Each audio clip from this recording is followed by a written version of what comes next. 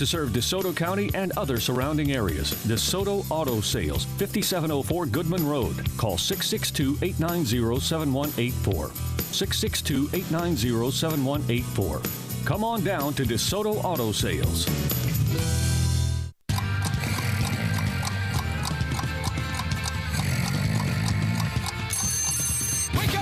Welcome to Sports 56 Mornings with Peter Edmiston. Co-hosting Sports 56 Mornings is Anthony Sane. Here are Peter and Anthony with Sports 56 Mornings.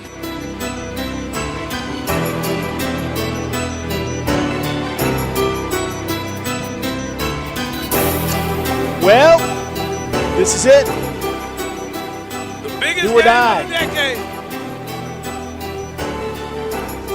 Do you want to ride in the backseat of a caddy? I don't know where that came from, but shout out This is to Do or Die. Do or Die.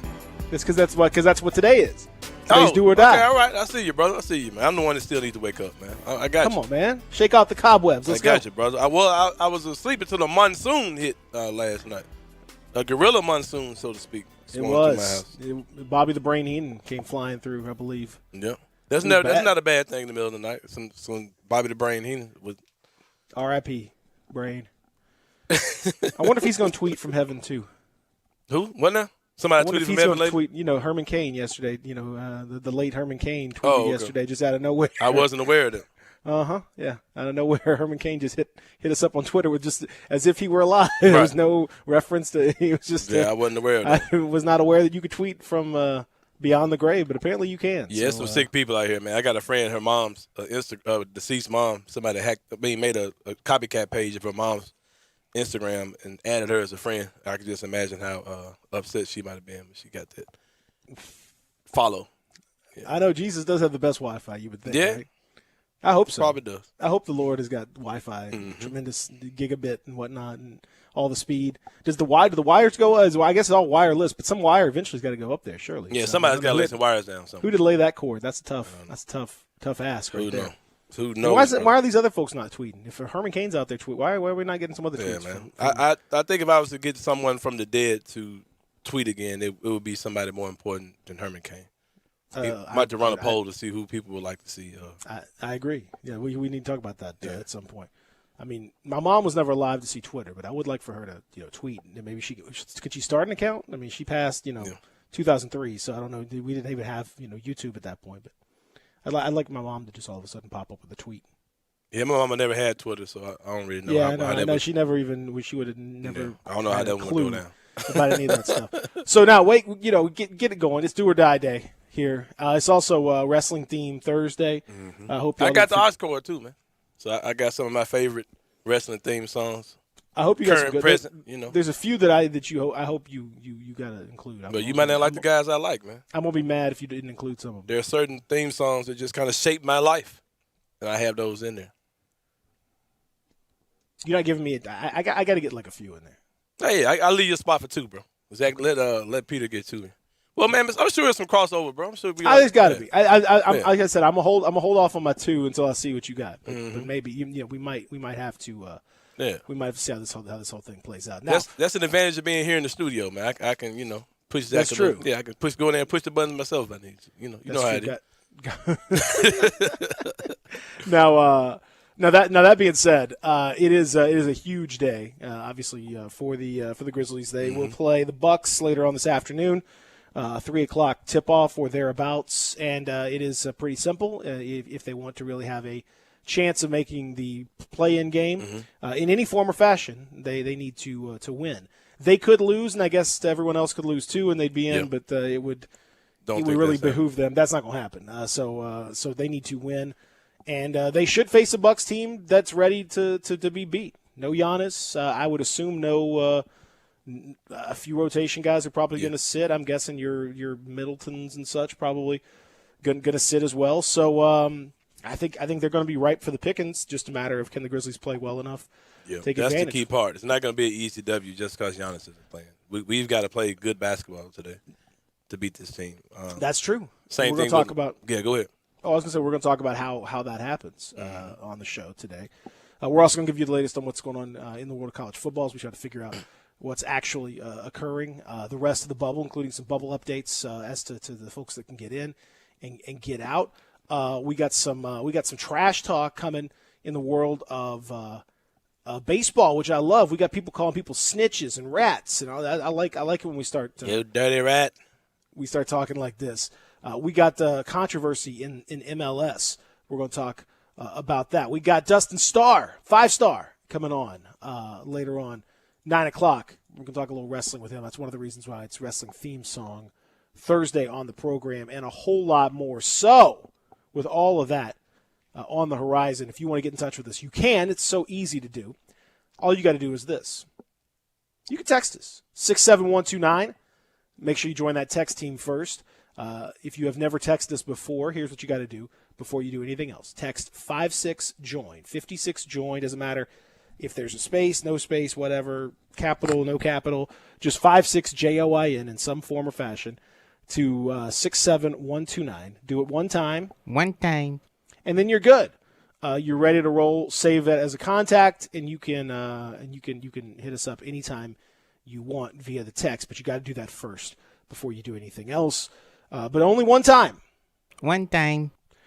Now, if you want to call, you can. 360-8255, 901-360-8255. You can hit us up all over the social media. We are streaming on Periscope, YouTube, Instagram, YouTube, etc. The whole thing. If you want to chat, you can chat. Those chats come straight into Anthony Sain's face, basically. Yeah, they do. They're right there on that big screen. I can see him. He can see him. So please feel free to chat. As soon as you chat, it just comes popping. It just comes firing off right into the studio, whether any of us like it or not. That's just the way that it is. So we all see it. Feel free to chat with us there. You can hit us up on Twitter. I'm at Peter Edmiston. He's at Sane Asylum. Zach's at Rack City Zach, at Sports56WHBQ. I mean, there's any number of ways for you to be able to get in touch with all of us. So please feel free to do that. Also, you can mail us. 6080 Mount Moriah, 38115. Boom. There you go. So all that being said, now we introduce the third man of the team. You know him as, those of you in Whitehaven, of course, you must bow to him when he comes by. Roll out the red carpet, the rose petals. Westwood, he also has a lordship over there. He is a baron, of course, the baron of not sharing, that is. He's the king of everybody else's bling. Anthony Sain knows him as the maven of clean shaving. Oatmeal raisin cookies, not getting any nookies. Yep. Scrooge McDuck with all the luck. Swimming in money, don't need no honeys. I got a new one today. I'm ready to drop. I need to do a little crowd testing on this one. Okay. Call him the pastor of social disaster.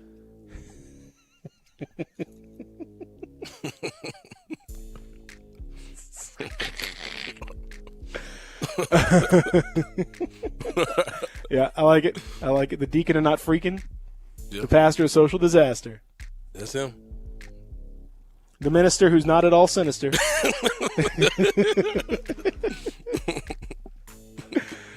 Ladies and gentlemen, he is the one and only Zachary, Rack City's finest. Zachary boy. Pew, pew, pew, pew. What's going on? What is going on with you, Zachary? By social disaster, what do you mean by that? I think you know.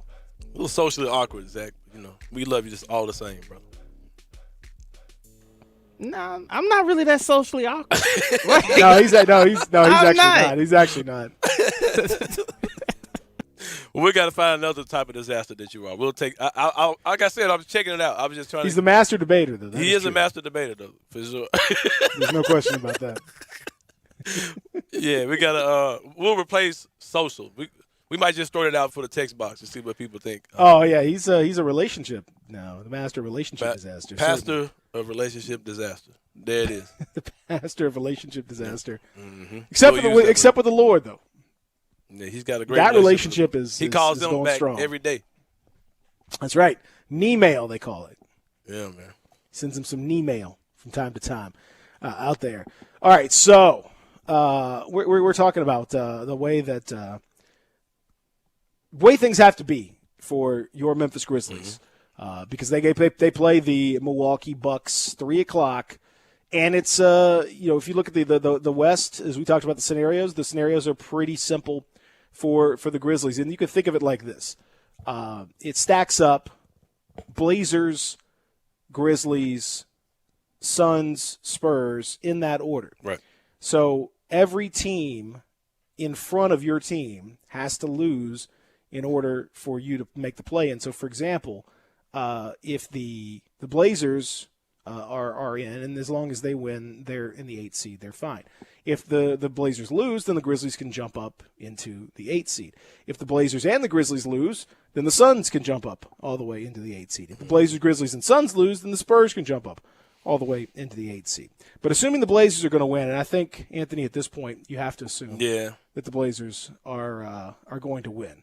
And based on what we know about the way they're playing right now, I know Jeremiah Martin may have a huge game for Brooklyn. Stuff happens. But the way Portland is playing right now, you'd have to assume that they're going to beat Brooklyn in one of the last games of the evening. It's an 8 o'clock tip-off, so we'll have to wait a little while to see what happens there. Yeah. So assuming they go ahead and win, then that really brings it down to the Grizzlies controlling their own destiny. Win, and you're in the 9th seed. You're going to have to beat Portland twice, but you at least have a chance.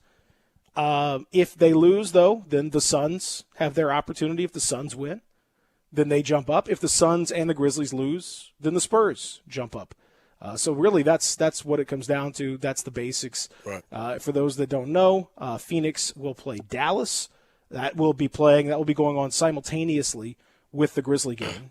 And then Utah will be the opponent for San Antonio. They will know before they tip off whether or not they have a chance to do anything or not. So that game may well be a non-entity, or it may well be something. Right, because if Phoenix wins, San Antonio's out. So. Exactly. So if we know everything else pretty much is set in terms of playoff matchups and everything else, it'll be Clippers, Mavericks, Nuggets, Jazz, Thunder, Rockets in the other playoff matchups. So the Lakers are just simply waiting now for their opponent, whoever comes out of the play-in and all this situation. So that's the way things stand. Do you have a good feeling? I'm semi-confident of the Grizzlies winning. They would have semi-confident. It just depends on who the Bucks play, man. I mean, it's not that I think that we're a terrible team, but as constructed right now, we're not that good of a team. I've talked about the wing play the whole time we've been on the air. Still concerned about our wing play. Someone's gonna have to step up today. I think Ja's gonna have a good game, but someone else is gonna have a good game as well. Whether that be Dylan, whether it be DeAnthony, someone on the perimeter. Whether it be Grayson Allen, maybe someone's gonna have to knock down shots, make some big plays for us to win this game today. But yeah, I was having a discussion with someone earlier. I was observing the discussion on Facebook. I'm sorry, and this guy was saying, a lot of people are saying it's actually basically saying like, do the Grizzlies even deserve to be in the playoffs at this point? Which is a pretty relative word of whether a team deserves to be in the playoffs or not. Does anybody deserve anything? Right, you don't deserve anything in life. Right. So I was just kind of thinking. I kind of translated that as him saying, are the Grizzlies good enough? Are they even good as the teams that they're competing against? Because we're doing a lot of talk about, well, if this guy doesn't play and hopefully if they rest their players, and we're mad because Boston didn't rest them, all these type of things. And, the easy answer to that is no. The Grizzlies aren't really on the caliber of the teams that playing good basketball right now because we're not playing good basketball right now. But I just think it would be good for this franchise for these guys to get in. Like we talked about for a while, this would be an historical feat for them to do this in a lot of ways. Ja Morant he would join Elgin Baylor and Michael Jordan as the only players that have averaged 20 points, 10 assists as a rookie, leading their team to the playoffs, as well as this would be the second youngest team in NBA history to make the playoffs behind those Thunder teams that made it a few years back with Russell Westbrook and Kevin Durant. So it would be a great feat as far as it's concerned, and just for a team to go to the playoffs in the first year of his rebuild, it would be great. But It's looking tough, man. It's looking hard, especially with that whole 8-9 position being switched up, or possibly more likely being switched up, having to beat whoever is there twice, whether it be Portland's the only team that can. Yeah, Portland's the only team that can be 8, yeah. right? So Phoenix couldn't be 8 if we win. But yeah, man. But I'm optimistic. I'm looking for a good game today. I'm looking for them to literally give everything they have. Someone's gonna have to step up, man. Maybe we can get some Josh Jackson heroics today. Rolling the dice. Let's get it all. Don't leave anything. Yeah, don't leave nothing, man. Leave it all out there. Conchar time, baby. Conchar time. Conchar, Josh Jackson, pick and rolls. Let's go. Yeah, Let's man. get jitty. Let's get jitty. Let's just throw the whole Memphis Hustle team out there. Get Yuta out there, Yeah. Whatever. What's Dusty Hannah's doing? Yeah, hey, Dusty, could you make drop 30 in the bubble? I mean, Dusty can shoot. Dusty can joking? make a shot. Yeah. Somebody got to make a shot. I posted a thread last night. I don't know if you saw it, but one of the things we all wanted to talk about was Grizzlies have got to we talk about pace, playing with pace, and that doesn't just mean playing like fast break basketball. I mean, that certainly is part of it, but playing with pace means don't set. And in there, I post a few examples. If you want to go to the Twitter, you can see them of plays that kind of embody what I'm talking about here. Even off makes, the Grizzlies, if they play, they don't have. I don't have to tell anyone this. They don't have a great deal of shooting. Okay, they just don't. The wing play is not really up to par. Grayson Allen can make some shots. That is possible, and we've seen it, but it's not something I would necessarily count on. Dylan Brooks, I mean, who knows? Who knows what you're going to get with Dylan Brooks? But spot-up shooting is not necessarily the Grizzlies' bag, Kyle Anderson, etc. So what you have to do, if you play against a team's set defense, you're in trouble. If you allow them to set in the half court, particularly teams, Milwaukee's going to play a defensive style that's very similar to the one the Grizzlies play. If you allow them to get set, you're in trouble. And so the Grizzlies are going to have to play faster. And that, if you can see in some, I think I put 3 plays up so you can see what happens when they just go. And it's not a fast break. It's just early offense. But if you set an immediate screen before the defense can even get set and you push it, you can generate some offense based on because you do have athleticism, you do have guys that are quick, you do have guys that can drive to the basket, you do have guys that can finish. So make it fast, get after it a little bit, and that's just something that they're going to have to do. I mean, they cannot sit and wait. The Grizzlies shoot 33% in the bubble with 7 or fewer seconds left on the shot clock. So the farther it goes down the shot clock, the worse they get. They have got to be faster in all of their movements, and you can't have 6-7 minutes of a quarter where they just kind of dribble around and sort of. It's got to be keep it going.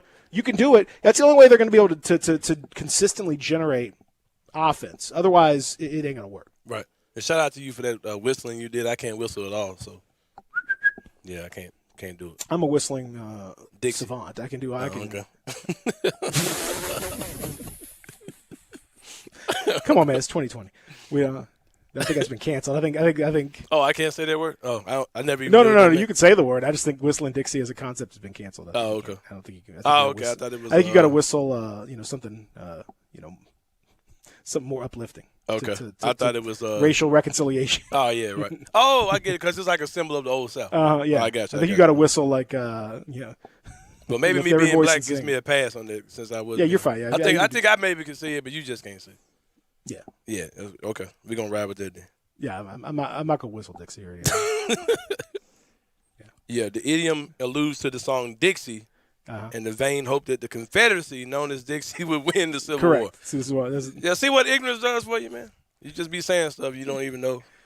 That's why I'm not saying it. That's why I'm letting you say it. Yeah. And then I'll just have to say I'm not saying it. Well, I might whistle on my way to Dixie Queen. Well, they're eating that.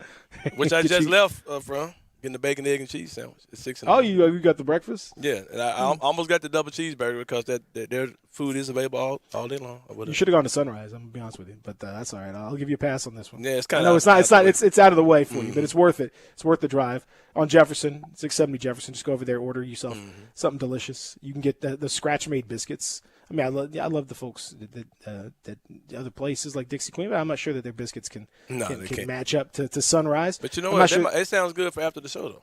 Why don't you? Yeah, tell me more about this place, Sunrise. The brunch is great, man. Just swing over there. It's right. It's not far from Jefferson. Just go there and you can order in and pick it up around that little side door. You drive in, and the little side door, you just go boom, bang, knock it out. They'll bring it to you, or you can walk in there, take care of it. It's so good. Scratch-made chorizo, scratch-made biscuits. The meats. I'm sorry, Zach. Just cover yours for a second. Their meats are spectacular.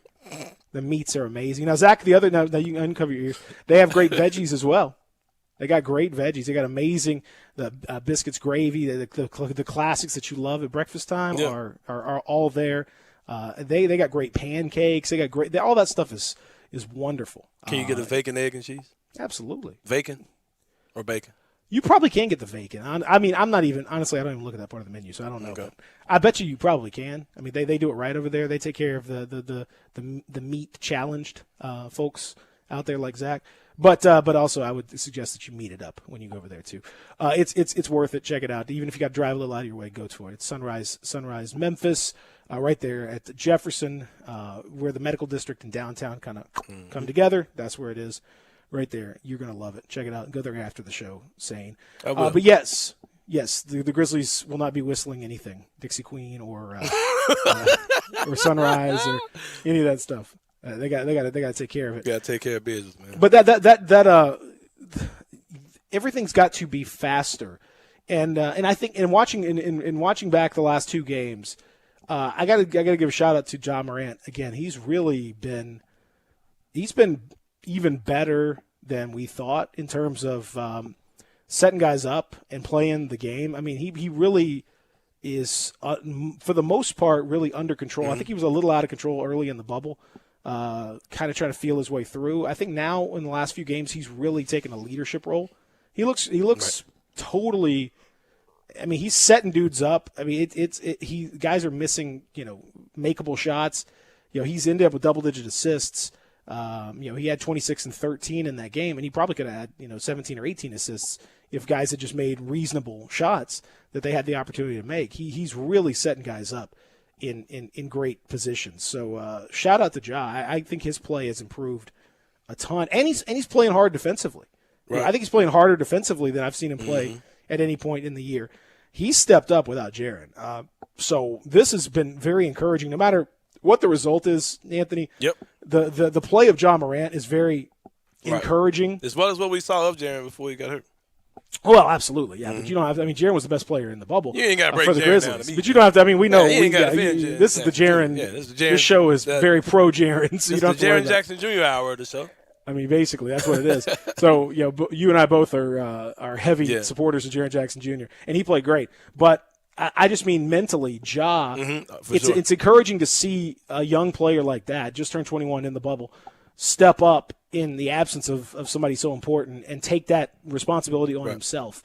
A lot of guys, might not do that, but he's clearly built for it. He's clearly mentally built for it. That's a good sign. And I talked yesterday about the fine line between gaining bumps and gaining experience and gaining frustration. And I think Ja's going to be good. I think he's the type of guy who I think this is going to put a hunger in him to come back next year, do what he needs to do over the offseason, add wrinkles to his game, possibly get a little stronger, a little bigger, and then, readjust to whatever size or strength he gets to.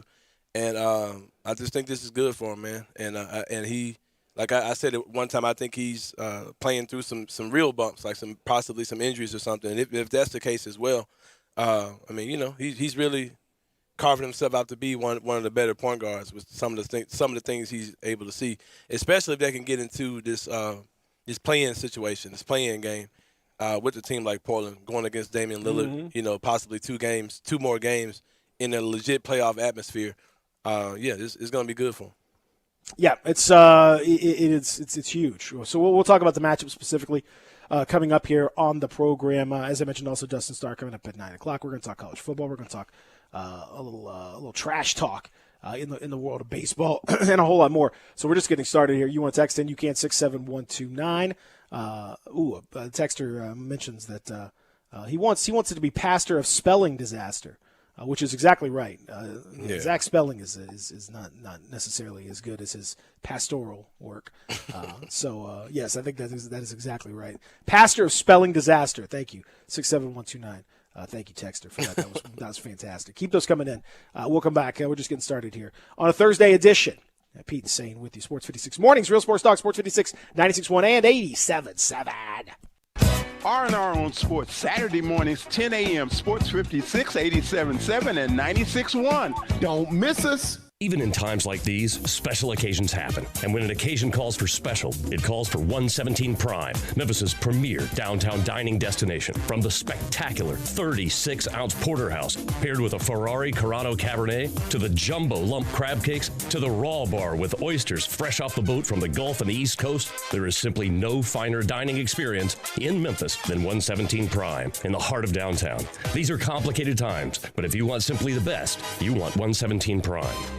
I know the sweetest thing in Memphis, and I know it's been around for 115 years. I'm talking about Dinstall's, and it's time to stock up heavy on Cashew Crunch, Heavenly Crunch, Turtlettes, all of your favorite Dinstall's treats. So easy to get. The sweetest thing in Memphis, all you have to do is head to Laurelwood or head to Germantown and Poplar right across from the hospital, or go where they make the candies. That's on Pleasant View. There's nothing that says Memphis better than Cashew Crunch with that little tinge of coconut, or the Turtlettes. Let's face it, there's nothing better than Dinstall's chocolate. That's the mainstay of all candies, isn't it? Milk chocolate, although their dark chocolate is pretty darn good. And if you get the peppermint with the dark chocolate and put it in the freezer, you're going to love it. So many ways to love Dinstall's. Stock up heavy on all of your favorite Dinstall's treats. 115 years of making Memphis oh so sweet.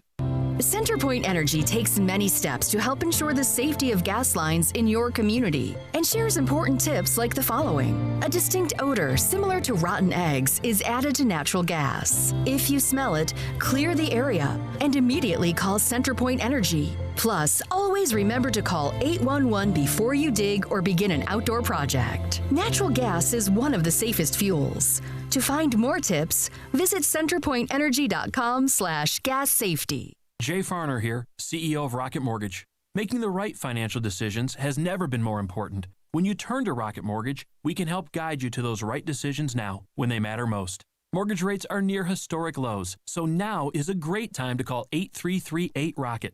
And if you need some extra money, a cash-out refinance could give you that financial boost you're looking for. Call today at 8338-ROCKET or go to rocketmortgage.com to learn more. Call for cost information and conditions. Equal housing lender. Licensed in all 50 states. NMLS number 3030. You already know you can listen to Sports 56, 96.1 and 87.7 anywhere with the Sports 56 app or at sports56whbq.com. But you can also watch live video of all of our shows on Twitter, Facebook, YouTube, Instagram, and Periscope. Don't miss out on anything. Stay in touch with Sports 56, 96.1 and 87.7 on social media. Welcome back to Sports 56 Mornings with Peter Edmiston. Yes, I will be good, I promise. Co-hosting Sports 56 Mornings is Anthony Sane. That's great, man. Now, back to Peter and Anthony. The system.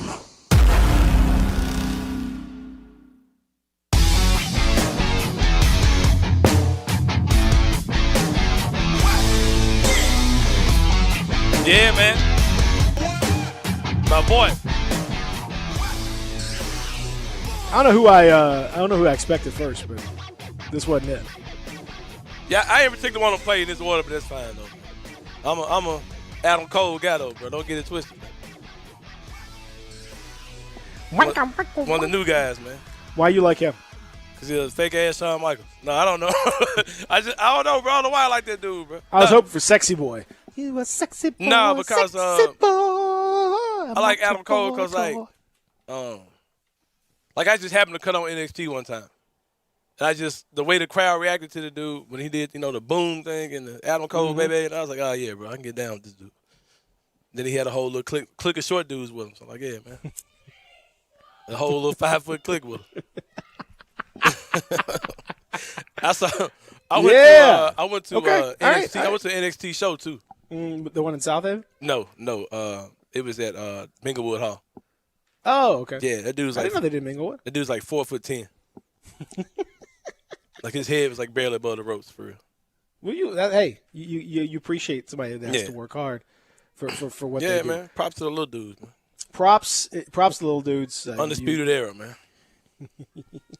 I think I don't know. I like the oldest of the old school. So yeah. Well, I had to get the new one there too, man. You know what I'm saying? I hope everything else is old school though. I think everything else is old school. Okay, all right. Pretty much. I'm happy to hear that. Yeah. That makes me a little bit feel a little bit better. I was a little nervous. I'm like, oh geez, if it's gonna be all new stuff, I'm out of this. I can't do this. I can't. That's pretty much the newest one. Only I had to give a shout out to the new one. I kind of want to throw him in the middle. I forgot to send it to Zach in the right order though, but it's all good.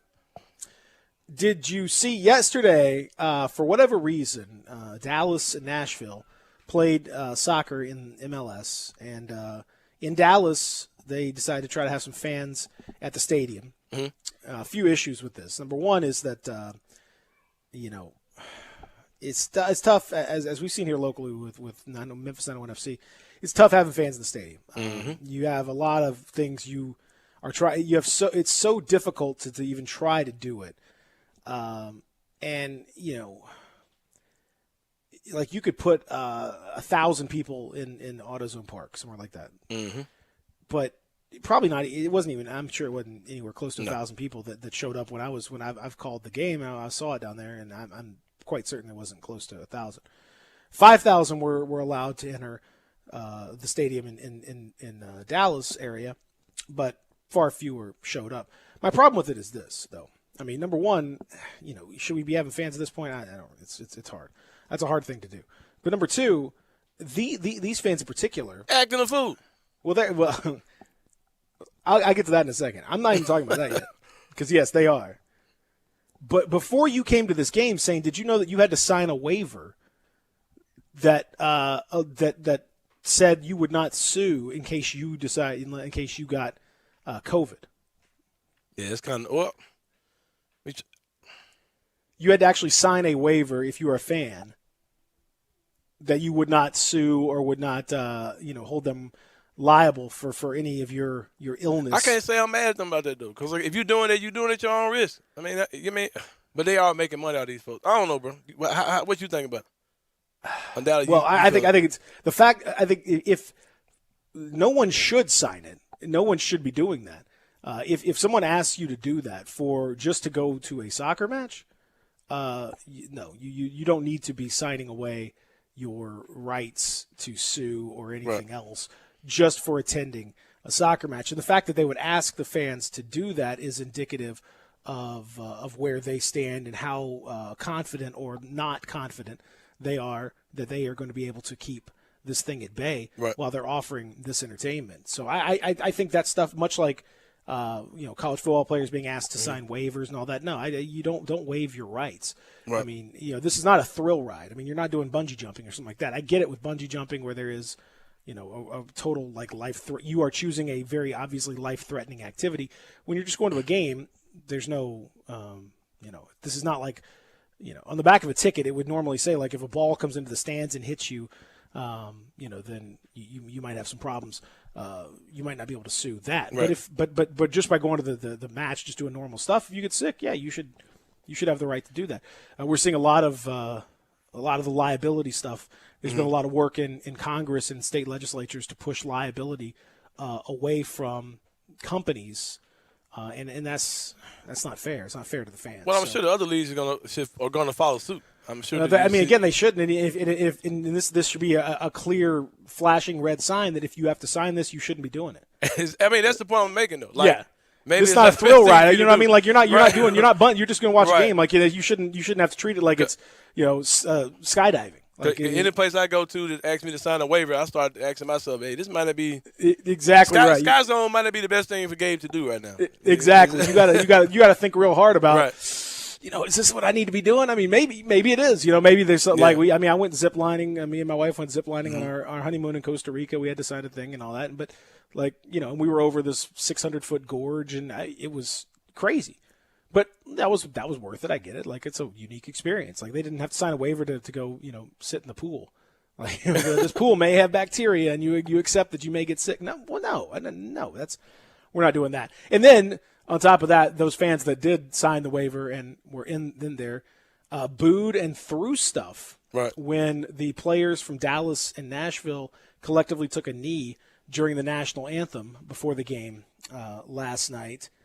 Dallas defender Reggie Cannon said he was disgusted by the boos. He said, you can't even have support from your own fans in your own stadium. It's baffling to me. As a team, we try to give the best possible product on the field, and these last 6 months have been absolute hell for us. Absolute hell. Yeah. Acting the fool, man. Pure thuggery. And where is that, Nashville? Where was the game at? Dallas. Oh, okay. Man, I was hoping it was Frisco, in Nashville. Texas specifically. Man, I was hoping it was in Nashville, man. God, why I couldn't be in Nashville, man? No. I was ready to say I was about to do a real heel. Feel free to go off on Nashville. Just for no reason. But it won't be for this reason. Okay. Maybe fans drove from Nashville to there. I mean, that's possible. It probably is. I'm sure it was the Nashville fans that drove up. They were the ones that were booing this man. booing these players, man, for kneeling during the anthem, man. Yeah. Shame on you, Nashville, for even being a part of this. You and your disgusting hot chicken.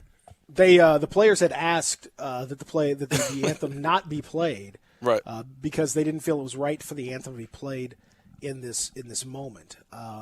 He went on to say they can't see the reason why we're kneeling. They think we're the ignorant ones. It's incredibly frustrating. I'm sorry to have this tone, but you have to call it for what it is.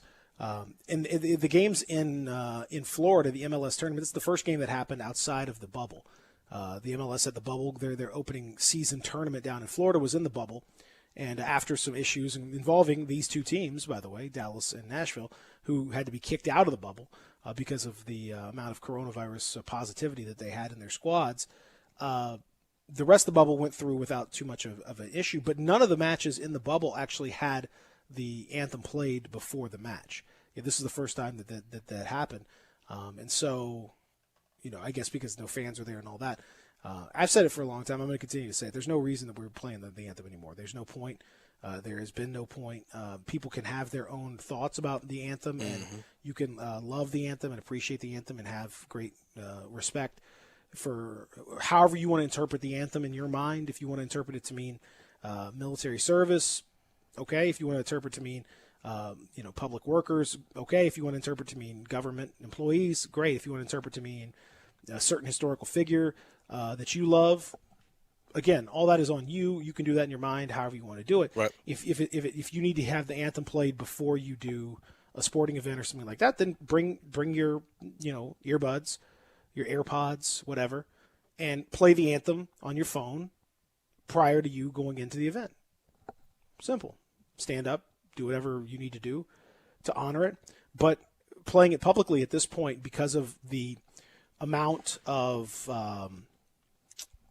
controversy, the dual meanings, the way that folks are trying to address major systemic changes that are needed, and if you're going to play the anthem, then you have to know that there are going to be a lot of interpretations of that anthem, and many of them you may not agree with or like. And these players who you are watching, they have the right to express their feelings on it. That's their feelings. They want to let you know that they feel like systemic racism and police brutality is something that they want to address, and they want to do it publicly. So if you're going to play the anthem, this is what's going to happen.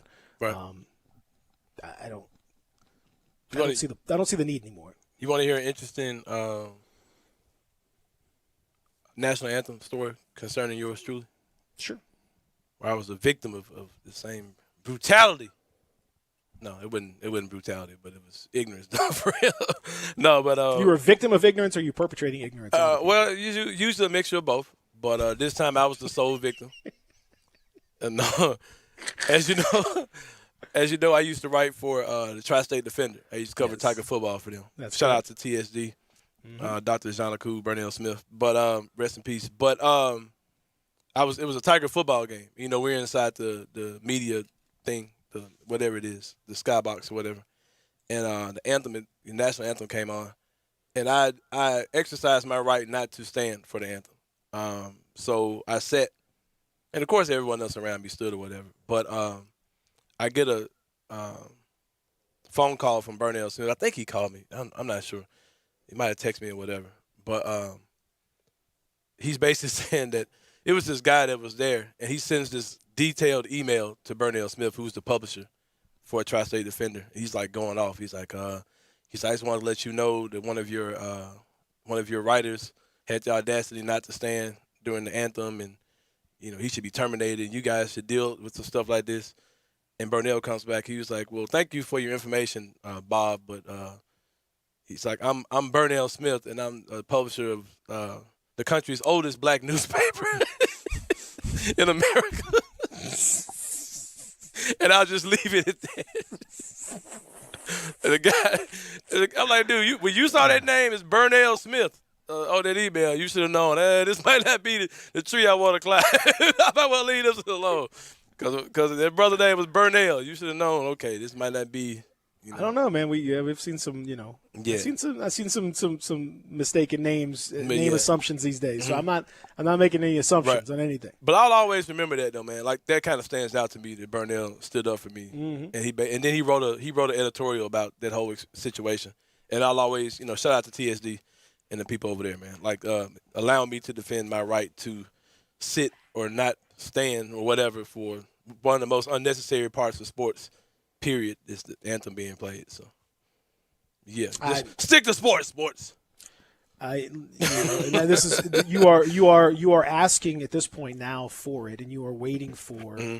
It's a reminder. It reminds me of when Mike Pence, the vice president, went to the Colts game that time. Mm-hmm. He flew all the way out to Indianapolis to watch the Colts game, right. And then when. I don't know if it was Kaepernick specifically or if it was, but there were a few players who knelt at the anthem, and he left in like I can't believe this. It's become this political stunt to wait and see and all this, and as we said before, 10 years ago, 15 years ago, 20 years ago, folks weren't even paying attention to the anthem. You see people walk around the stadium, exactly, buying stuff, screwing around, bathroom, all kind of stuff going on. But now it's it never was about the anthem, Peter. Remember that. No, none of this is about it's but it's long since outlived its whatever the point was. I don't know what the point is at this stage. I mean, to me, there are many other ways to honor folks who have sacrificed for the country. There are many other ways to honor folks who have given their lives in various things. There are many other ways that if you want to make that point, you can without this display of overt forced patriotism that's not agreed to or anything else. So yeah, I think it's you saw it again last night. It's just find some fun. Let's do it. Let's do it a different way. But just sign that waiver, Peter, when you go to the game, because you sign that waiver just like you're being forced to wear that mask, like this texture said. You're not gonna be muzzled. Just don't be muzzled. It's in that. It's probably in that in the fine print on that thing that you signed. You must stand for the anthem. You must stand for the anthem. You will not be muzzled like a mad dog. I will not be muzzled. You think that guy? Dog. Hey, you think that guy's messed up about signing that waiver? That guy with the mad dog muzzle dude. I bet he's gonna watch this college football this year. He won't. He might wear the mask, but he's gonna sign that waiver too. I guess whatever it takes, man. I guess so. That's how it is. All right, so we'll come back. Lots more to get to here as we roll on Real Sports Talk, Sports 56, 96.1, 87.7. Take Sports 56 with you on your phone or tablet. Download our official Sports 56 app today. There's a new commissary in town in Collierville. Germantown Commissary is doubling. Yeah, they're still going to have the old Germantown Commissary by the tracks, but now there's a huge new Germantown Commissary in Collierville at Poplar and Houston Levee Road. It's huge, too. There's a drive-through. There's plenty of parking. No telephone pole to get in your way. A cool patio. It's right by the track, so the tradition continues. And this is a tradition that's been around forever. That commissary is famous for hickory-smoked, slow-cooked Memphis-style barbecue. They've got a private party room at the new one in Collierville. Self-catering still continues. Party packs for $5.95. Basically, the great ribs, the great pulled shoulder, the great deviled eggs. Everything is there in Collierville and Germantown now. So there is now a Germantown and Collierville style of barbecue. It's called Germantown Commissary. Introducing Peacock, the new free streaming service from NBC Universal. It's for me time, you time, psych time, psycho time. Downtime, kids time, best of SNL time. Live from New York, it's Saturday night! It's the best of streaming and the best of TV anytime. And that's why you can't not watch. Peacock. Watch for free, upgrade for more. Stream now at peacocktv.com. I'm giving Jeb's Basement Renovations 1 star. He kept asking me what's behind the walls down there. I'm like, why? What do you know? No matter how hard you work for your small business, online reviewers will find something to complain about. And then he's like, you can trust me with the job. And I'm all like, trust? And while Progressive can't save you from these trolls, we can help you save money on commercial, auto, and business insurance. Yeah, he charged me less than he said he would, which is lying. Get a quote online today at progressivecommercial.com. Progressive Casualty Insurance Company, affiliated and third-party insurers.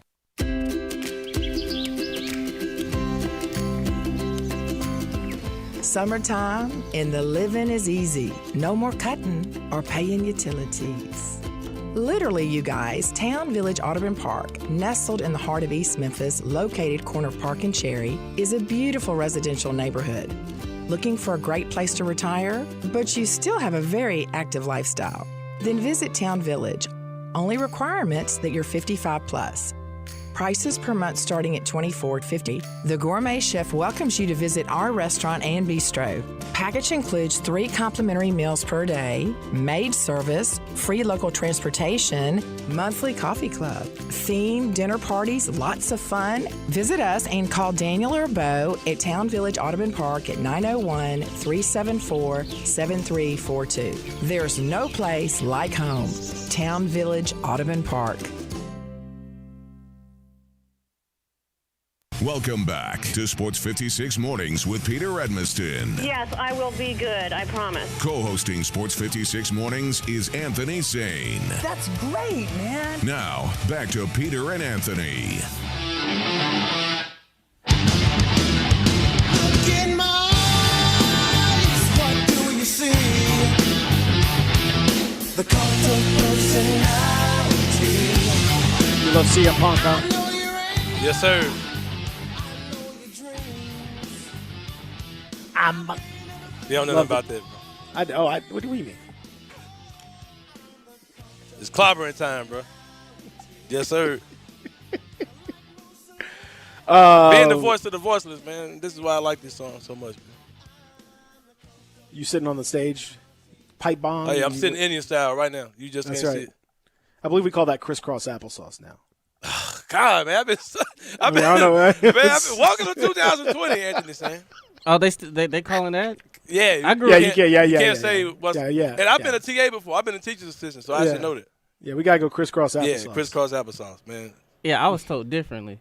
I was raised a little differently. It was. I was too. Hey, bro, we can say a whole lot of weird stuff. I was raised all kind. I mean, I said all that stuff when I was a kid, but times are changing. We try to be as sensitive as we can. It's the Washington football team and all this stuff. We gotta let's be respectful of folks. Yeah, man.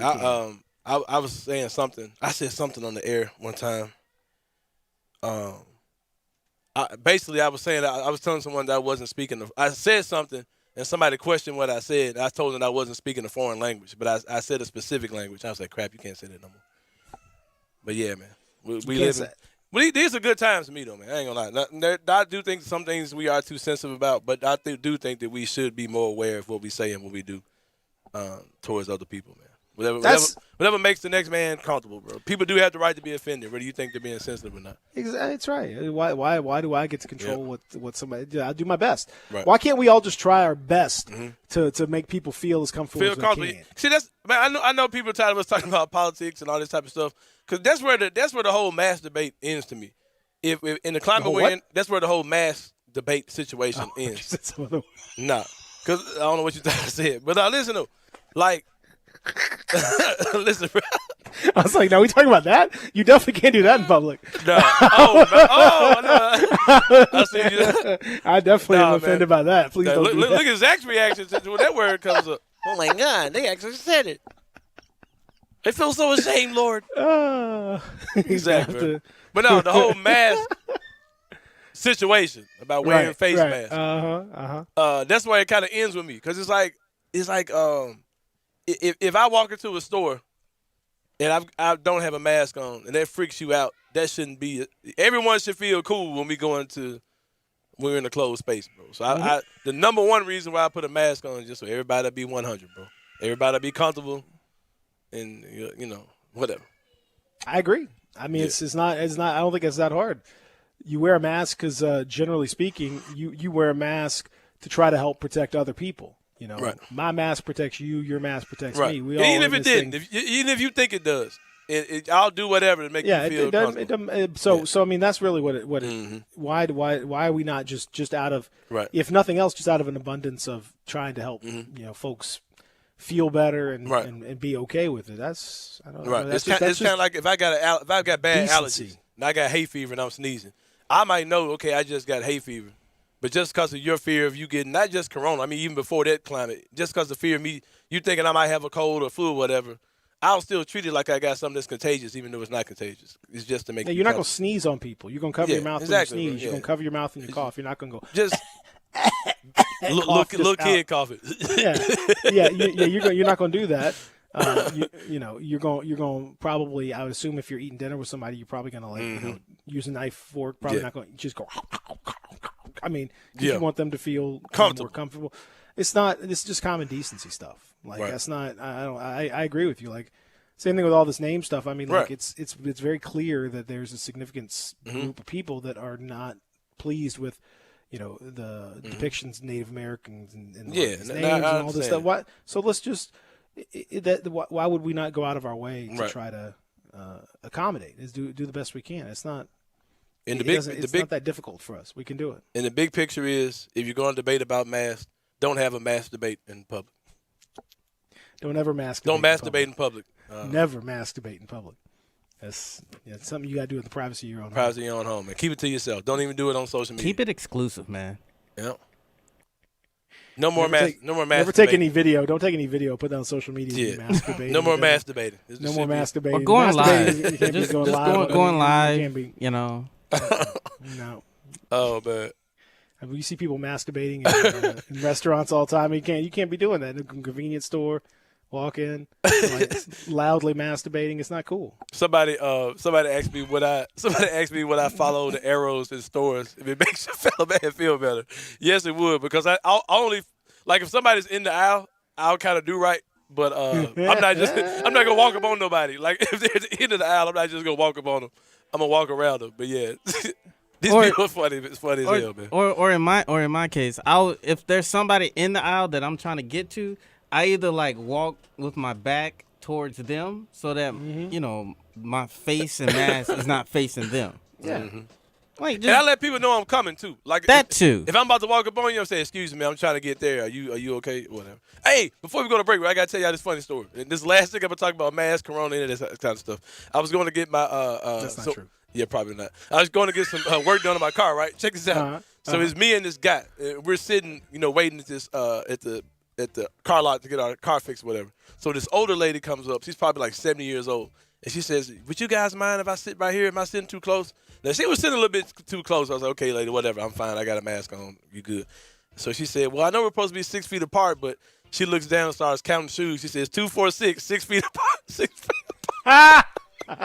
She counted her shoes, my shoes, and the other guys. So, yeah, she said 6 feet between us. She said, "I know it's supposed to be 6 feet between us, so 2, 4, 6, there you go." But, yeah. And that made everybody feel what? Comfortable. That's what it's all about. What? Did you feel comfortable? Really? Yeah, that joke just made me feel comfortable. You like that? Okay. Yeah. All right. She said 2, 4, 6. There's 6 feet between us right there. Dexter says, a tweeter, Scotty says, people do have the right to be offended. you or anyone else have the right to not care about them being offended. It's not your or anyone else's job to cater to other people. Free speech is a great thing. Just don't be a racist or a bigot. That's not cool. Agreed. I don't care. You can be offended or not offended. The point is that when you are playing the anthem before the game, now you are making a political statement, whether you agree or not. The anthem is not apolitical. It is not just an anthem. It isn't. It isn't. And so when you are making the choice to do that, that's a choice that you are making to be political. You are choosing to make it political. So then you can't be offended when others choose not to choose not to agree with your interpretation of it and choose to make it political themselves. You are the one who started it. If you didn't play the anthem, there would be no statement to be made. Yeah. But don't punish the people who are there for the anthem. So I mean, I'm fine. Peter. People can stand if they want. Whatever people want to interpret it is entirely up to them. Stand, put your hand over your heart, put your hands behind your back, put your salute, whatever. I mean, kneel, whatever. Right. However you interpret it is up to you. Do what you need to do. Yeah. While you're at it, Google the third verse of the national anthem. Mm-hmm. During the break, Google that third verse. And ask you, should we punish everyone or whatever you're talking about? And Google Francis Scott Key. Yeah. Who wrote Google it. See what he was up to. When we come back, hour number 2, we'll talk a little bit more about where college football stands right now. We're trying to get things squared away. It was interesting to hear. We've heard from a lot of folks on Ross Bjork, the AD at Texas A&M, was on with Greg and Eli yesterday. Had some interesting things to say. We'll talk about where things stand right now in the world of college football when we return. Hour number 2, Real Sports Talk, Sports 56, 96.1, 87.7.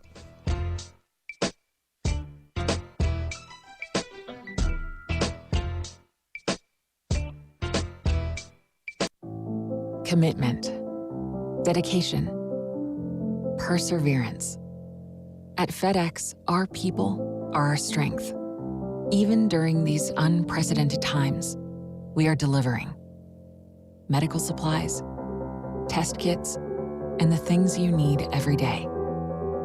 Helping the world move forward together. Strength, what we deliver by delivering. FedEx. The folks at Homer Skelton Hyundai want to say thank you. Thank you, Memphis, for another spectacular year. They set records, but I can understand why. You think about the product. Where else do you get a 10-year, 100,000-mile limited powertrain warranty? That's what you get on every new car at Homer Skelton Hyundai. Oh, and thank you again for the 11th straight year, the #1 certified pre-owned car dealership in all of Memphis. It starts with that product, but then it goes to the shopper assurance. Where else do you go where you get transparent pricing, flexible test drive, take the car for a couple of days if you want, streamlined buying process? You're not going to be there all day, in and out. And then, and I have not seen this anywhere else, the 3-day worry-free exchange. You buy a new car, if you've got any buyer's remorse, you've got 3 days to change your mind. Just get on Lamar, take it into Mississippi, the first exit's Craft Road, turn left, and go see Chris True and all the gang at Homer Skelton Hyundai. Napa know-how. At Napa Auto Parts stores and Napa Auto Care Centers, get a $25 prepaid Visa card when you get any Napa Automotive battery.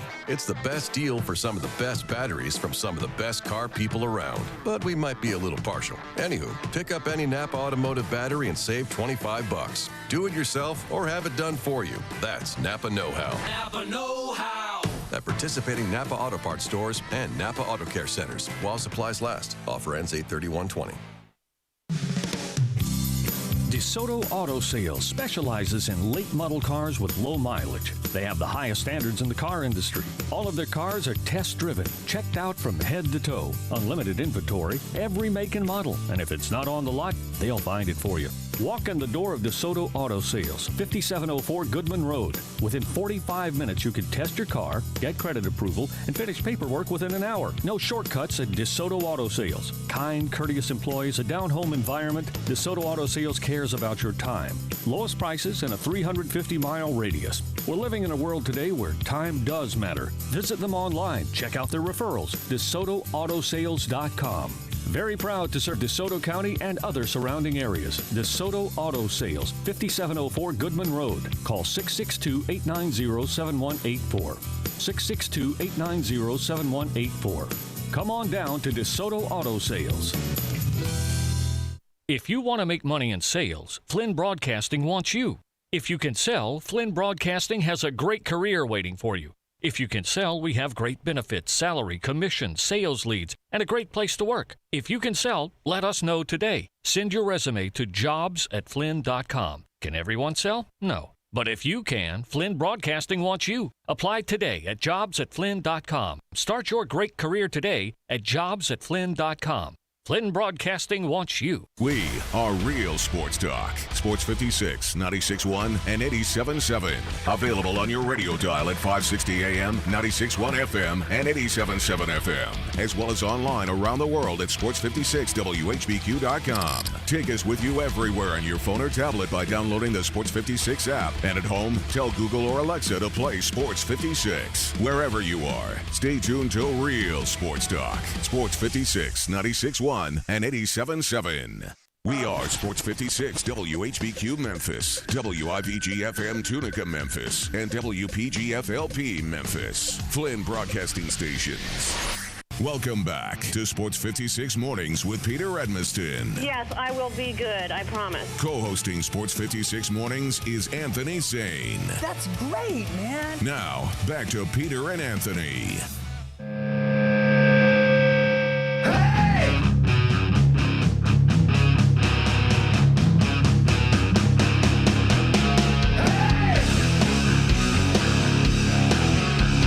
A real lack of 90s. Hey, man, get your... Hey, bro, I told you to send your stuff over, man. It's the best Randy Orton theme song, bro, of all of them. You've had several years to turn in your playlist. Listen. Was I spending? Hold on. Maybe maybe next year. I mean, maybe next week. Wednesday, exactly. Maybe next Thursday. Yeah. I'll do my playlist. I'm gonna have to bring in a couple though. What you want to hear? Macho Man, Hulk Hogan, all that type of stuff. I mean, I may do Hulk Hogan because it's one of the greatest of all time, but we'll see. You got Stone Cold on here? You got to have Stone Cold on Nope, sure. because I was a Rock guy. I ain't got the Rock either though. Well, then what? Who was better, Stone Cold or the Rock? Better what? Sports entertainer. I mean, it's tough, man. They're two sides of the same coin to me. It ain't tough, bro. Why is it not tough? Stone Cold appealed to wrestling fans because he was the embodiment of wrestling fans. Yeah, well, it is wrestling, you know. You know what I'm trying to say, though, but like he. I get you're saying The Rock has crossed over into in terms of being a celebrity and star. Oh my God! Like I mean, The Rock is on a different planet than everybody. The Rock's bigger than the biggest by far, and it's like, I mean, The Rock is the biggest movie star in the world. He's the highest paid. I mean, like who's ever thought he was Flex Cavana in the Channel 5 studios in the USWA back in 1996. Jerry Lawler beating him in the middle of that ring, and now he's the biggest movie star in the world. Like. Who? Yeah, obviously he's going to be. Obviously he's the best in terms of that. I'm saying as far as wrestling, wrestling. I don't know. That's difficult. I love Rock's great. I love Rock and Stone Cold, man. That was my era. That was 97 through like 02 was just insane. I mean, that was every pay-per-view, every Raw was like must watch. It was Nitro was going. You had the Were you a WCW guy? I was a big WCW guy. I mean, I watched them both. I was a big just wrestling guy, period. I watched them both. I preferred WWF at that time, but you're talking to a guy that went to Nitro at the Knoxville Civic Center back in 1997 to watch, some of the legends go at it. I still remember Juventud Guerrera versus Psychosis match that was really good. Can we talk about the politics of wrestling, or should I say that for 5 Star? I don't think he want to answer this question. I got to ask, though. Well, ask now, and then I'll tell you whether he wants to answer. So people are tired of talking about politics and race. So. What about it? Why can't black wrestlers just be black wrestlers? I mean, because wrestling is a sport of caricatures. I mean, the long and the short of it is that. And so, especially in what they call this now, the reality era. Yeah. I mean, nowadays it should be. There should be. I don't know, and I don't. I'm not as into it as I used to be, so I can't speak to all the. But back in the day, yeah. In the 70s and 80s, man, you saw federations that only had they would only have 1 or 2 black people in the whole federation, period. And if one black guy left, then you'd replace him with another black guy because they wanted, a specific ratio. Right. And then the black guy would typically be like, the jungle warrior or some just ridiculous racist, right. just, like they had Tony Atlas as Saba Simba. Saba Simba. I mean, literally spear. I mean, Right. the most racist stuff. And then advanced to being Crime Time. Yeah, The next wave. Yeah. Exactly. So you had, the Nation of Domination. You had stuff that Bring was, the nation back. Yeah. Could you imagine if they did that thing like now today? You remember that there was the Generation X and the Nation of Domination. You had X-Pac came out in blackface. I mean, literally blackface. There's so much stuff like like that. That was like 2000. Like that wasn't that long ago. That's so crazy. Right. To think about.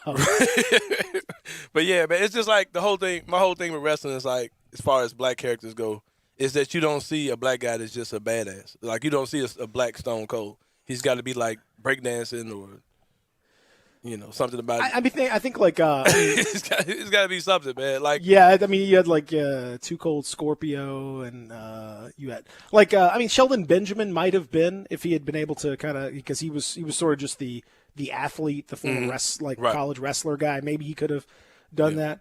But yeah, more often than not, it's black wrestlers are buffoonery. Like the late Kamala. Kamala passed away. Yeah, shout out to Kamala. Sugar Bear was his name. James Sugar Bear. I forget his last name. Harris. Harris. So, yeah, because you got Kamala Harris and Kamala Harris. Both spelled the same way. Well, when one Kamala leaves the stage, the blessed with Kamala. another. So, but that Kamala again, that gimmick. I mean, yeah, man, you couldn't do none of that stuff now. Is an uncontrollable savage from the African jungles. Like, what are we? Come on, man. He was a dude from Mississippi. Like, he was a guy who was working on the farm and stuff, man. Right. It was buffoonery at its worst. But I hope.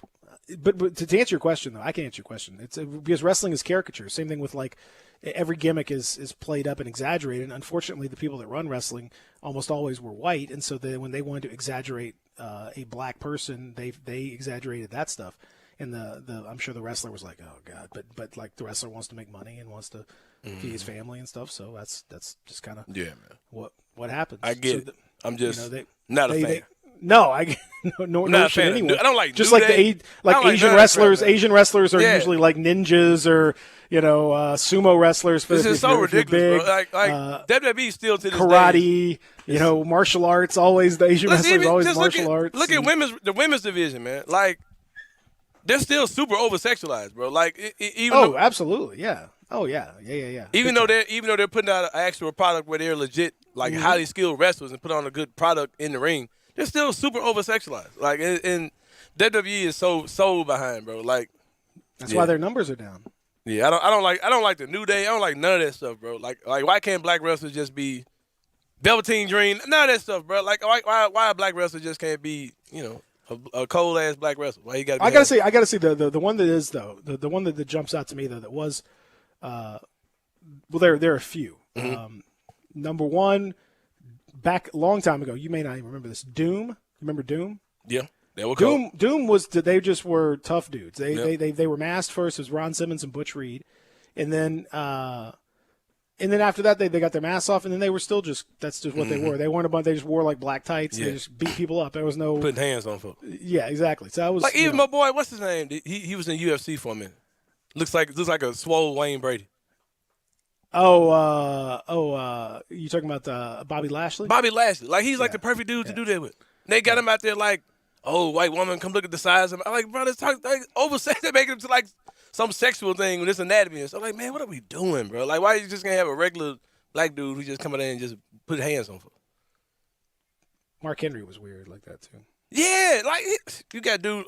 Anyway, bro. Shout out to the WWE, man. No, but I will say, I was going to say the other guy though that is the guys that I think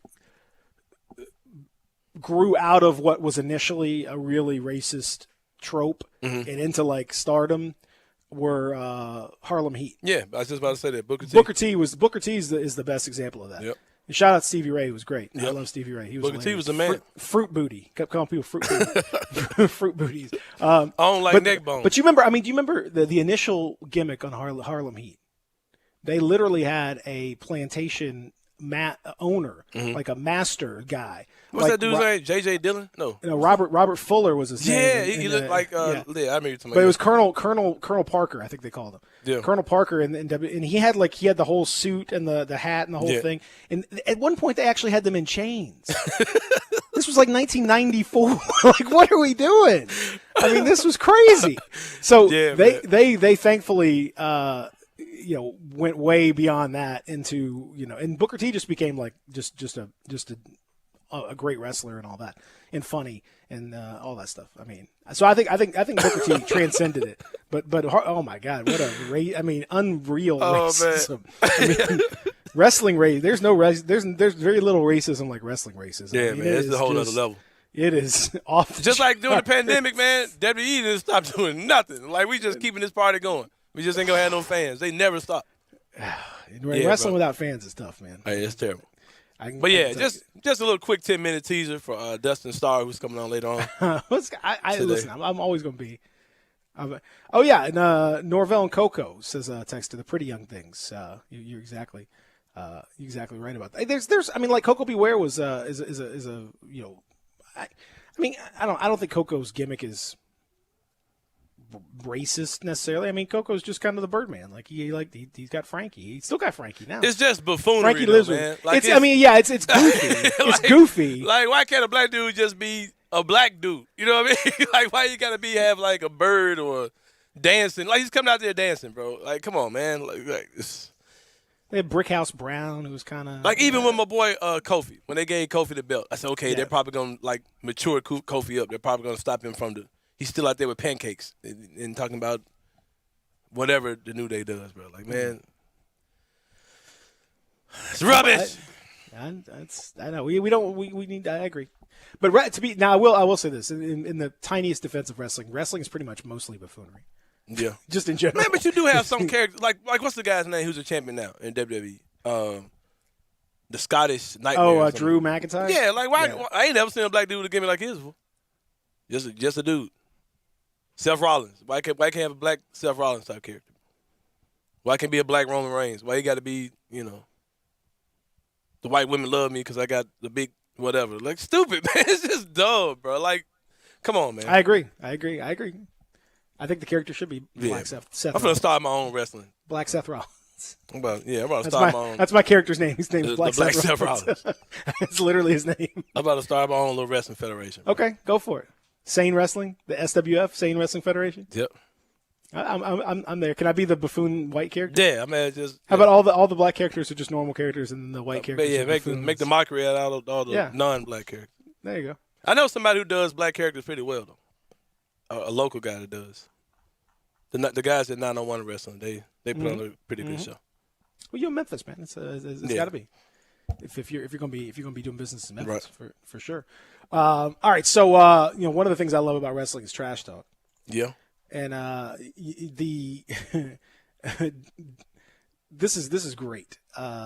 Joe Kelly of the Astros of the Dodgers went off on the we talked about Joe Kelly's already been suspended because of he sparked a confrontation a couple weeks ago in Houston, making a run for the dugout and all this stuff, and he was clearly upset, and he got a huge suspension, which is he got more than any of the Astros ended up getting, as the players and all that stuff, and his trash talk is out of wrestling, and I love it. I appreciate that. He was on a podcast hosted by his teammate, and I appreciate that. When you're on these podcasts, sometimes you just kind of let it fly, and I appreciate that. He says the people who took the fall for what happened is nonsense. Yeah, everyone's involved, but the way that system was run over there was not from the coaching staff. It's the players. So now the players get the immunity. All they do is go snitch like a little bee, and they don't have to get fined. They don't have to lose games. When you take someone's livelihood to save your own ass, that's what I don't like. Cheating, they cheated. Everyone knows they're cheaters. They know they're cheaters. It's over. It's been there, done that. But now they messed it up by ruining other people's lives, so they effed it up twice. When you taint someone's name to save your own name, it's one of the worst things you could do. That really bugs me. I think I'll be irritated forever. Maybe they could have called and said, I'm sorry, or called Jeff Luhnow and said, hey, I'm sorry, or called Hinch or Beltran. Those players said, hey, I'm super scared. I didn't know what to do. I didn't want to lose money. I had to grow a pair of balls and say that. Woo! Going off. That's what this is. This is wrestling style right here. Man, I like this is a promo. He's cutting a promo right here. He said, I socially distanced. I walked away. He said it's complete BS. Except he said all these curse words. They walked out of their dugout, walked towards Carlos Correa, effing spit at our team. I don't know if it was me. He spit out of his mouth. This guy walks over to our dugout and spits while I follow all the rules, and I get 8 games. They have a manager on their side verbatim yelling at me, get your little skinny ass on the mound. So my cuss words get 8 games, and his cuss words get 0? That makes complete sense, right? Welcome to planet Earth, a debacle. Get this dude in WWE. This is where this guy's cutting a promo. For not being muzzled. He will not be muzzled. Like a mad dog. He was like a mad dog, though. Shout out to that dude, man. Snitches get stitches, man. I don't mean the red stitching on the baseball either. You might get them too upside. I was going to say he's going to get one of those. The Astros are getting several of those red stitches from time to time when they play. That was, I love it. He's right. It was ridiculous, man. The fact that he got suspended for all this, ridiculous. Ridiculous.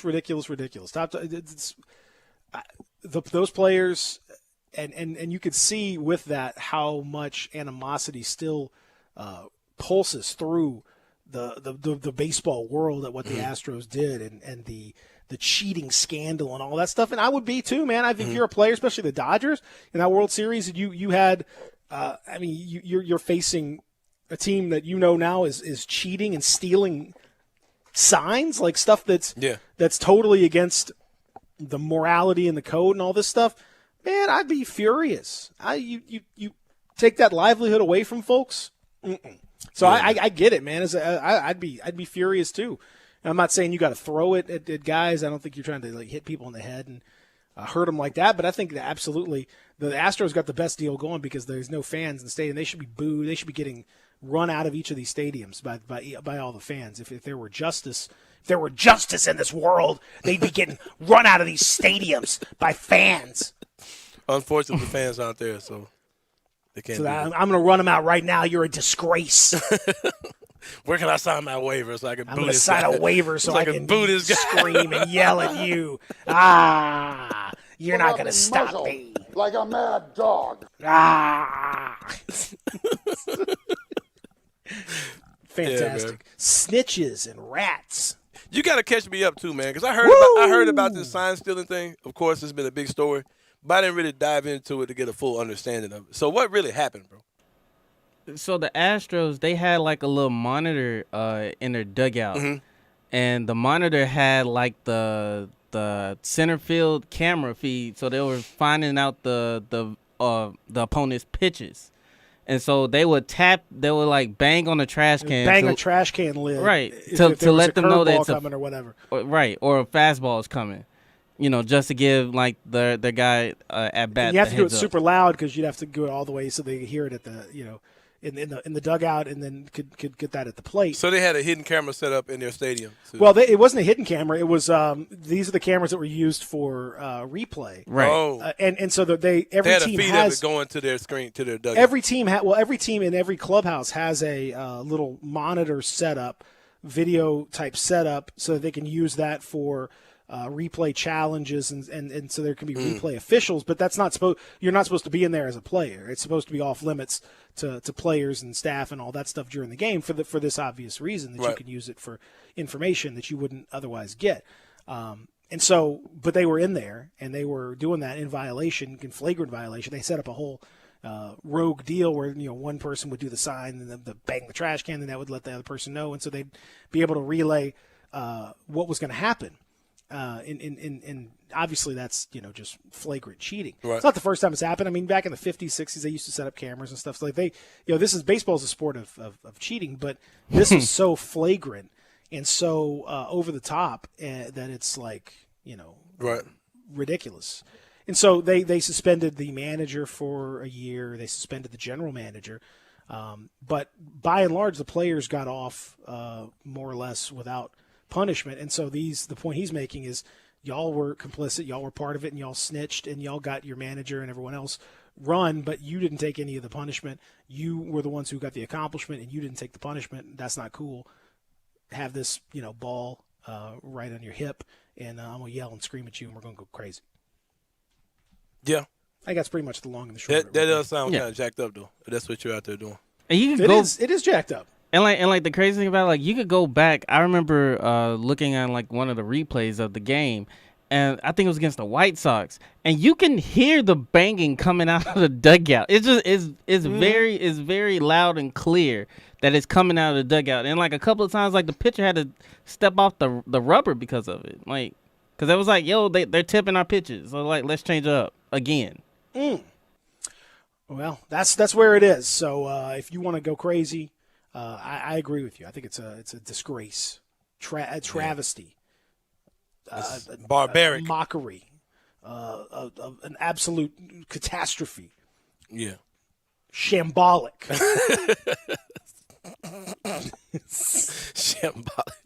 Shambolic.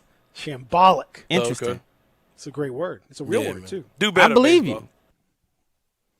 You know me. You don't come at me on words. No, I'm not. I believe playground. you. I just never heard of that word before. Well, look it up. It's a good word. Shambolic. But baseball looks really good, though, man. Looks really good on television. I think, it's baseball. I'm being sarcastic, man. I figured that. But, no one's watching the NBA because, where they disrespected the flag. Baseball's the thing with baseball is that going there or not going there, it's all the same, really. Pretty boring. Not much going on. You can take a nap at home or in the stadium. Either way, it's cool. Bro, you know what though? You can drink beer in the home if you want. Get a hot dog or something like that. I'm a pretty spoiled guy when it comes down to sports because ever since I've been covering games, like if I don't have a credential, I'm probably not going. Like I don't want to pay for tickets to go to a game or whatever. That's right. But I really realized I was spoiled because I went to a Tiger football game a few years ago without a credential, and I actually had to sit outside. Mm-hmm. That ain't for me, man. like, I ain't the guy for that, man. Like, I'm sorry. Shout out to, I don't know how many people can get inside the Liberty Bowl. 30,000, something like that. Yeah, on average, yeah. Yeah, shout out to the 30K. I was one of the 3K that went to the AAF game, the Memphis Express. Nah, I can't do it, man. I was college football games are insanely long. Like they're crazy long, bro. I know. And then the you're sitting AAF outside. game was long and was cold. And man. That was a rough night. I was somewhat drunk, so that definitely helped, but still. Yeah, I can't do it, man.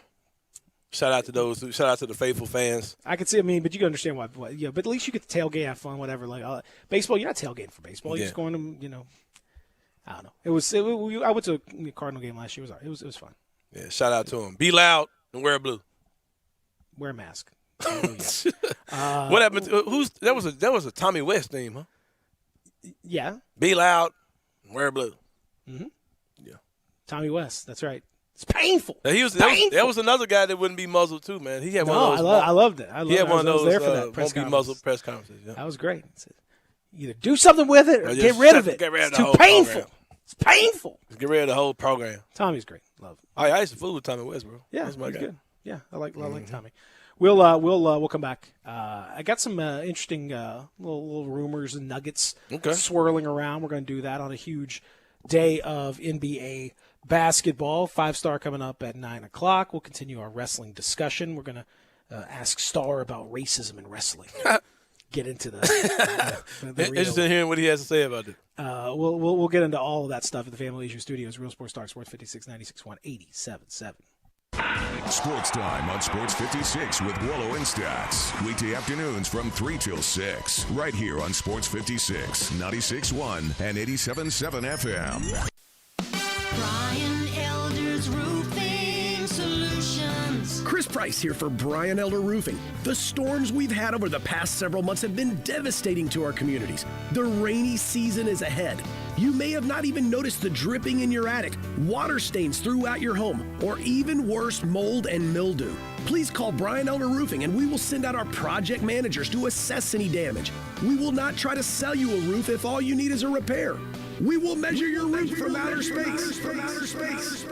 0% for 60 months, even no payments till 2022 are available with approved credit. If you've noticed missing shingles, water stains, leaks in your roof, call us before you call your insurance company at 867-0303. That's 867-0303, and we will provide a free, thorough inspection of your roof's condition. Call 867-0303. Brian Elders Roofing Solutions. O'Reilly. This is Derek's O'Reilly Auto Parts story. After the third time jump-starting my car, I finally realized my battery was dying. So I stopped by O'Reilly to have it checked. They tested it right there in the parking lot. It was bad, real bad. But they helped me find the right battery for my car and even installed it for free. Now my car starts like new. O'Reilly Auto Parts. First Bank is here to help you, whether you're a business looking for a loan to expand or refinance an existing one, a homeowner looking for a mortgage or home equity line, a consumer wanting to finance your dream car, or wanting a competitive rate on your CD deposits. Let First Bank try to handle your banking needs. Stop into one of First Bank's 3 local branches today, 6482 Poplar Avenue, just east of International Paper, 8398 Highway 64 across from Wolf Chase, and 6280 Highway 64 in Oakland. Or check them out online at firstbankonline.com.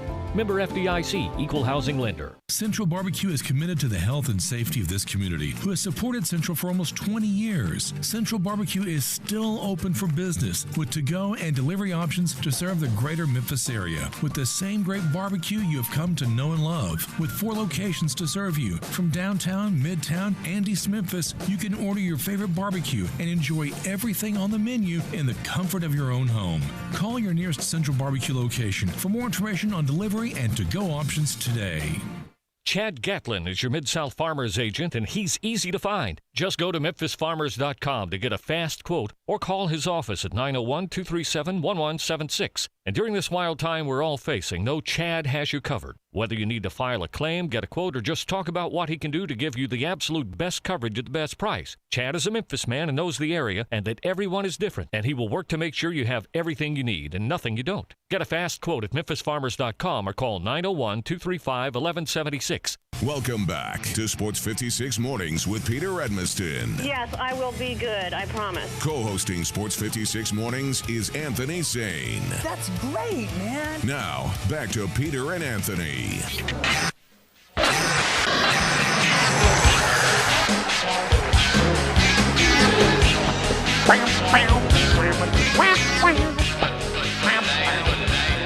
You had to do this one, right? Yep. As an outsider yourself. Yep.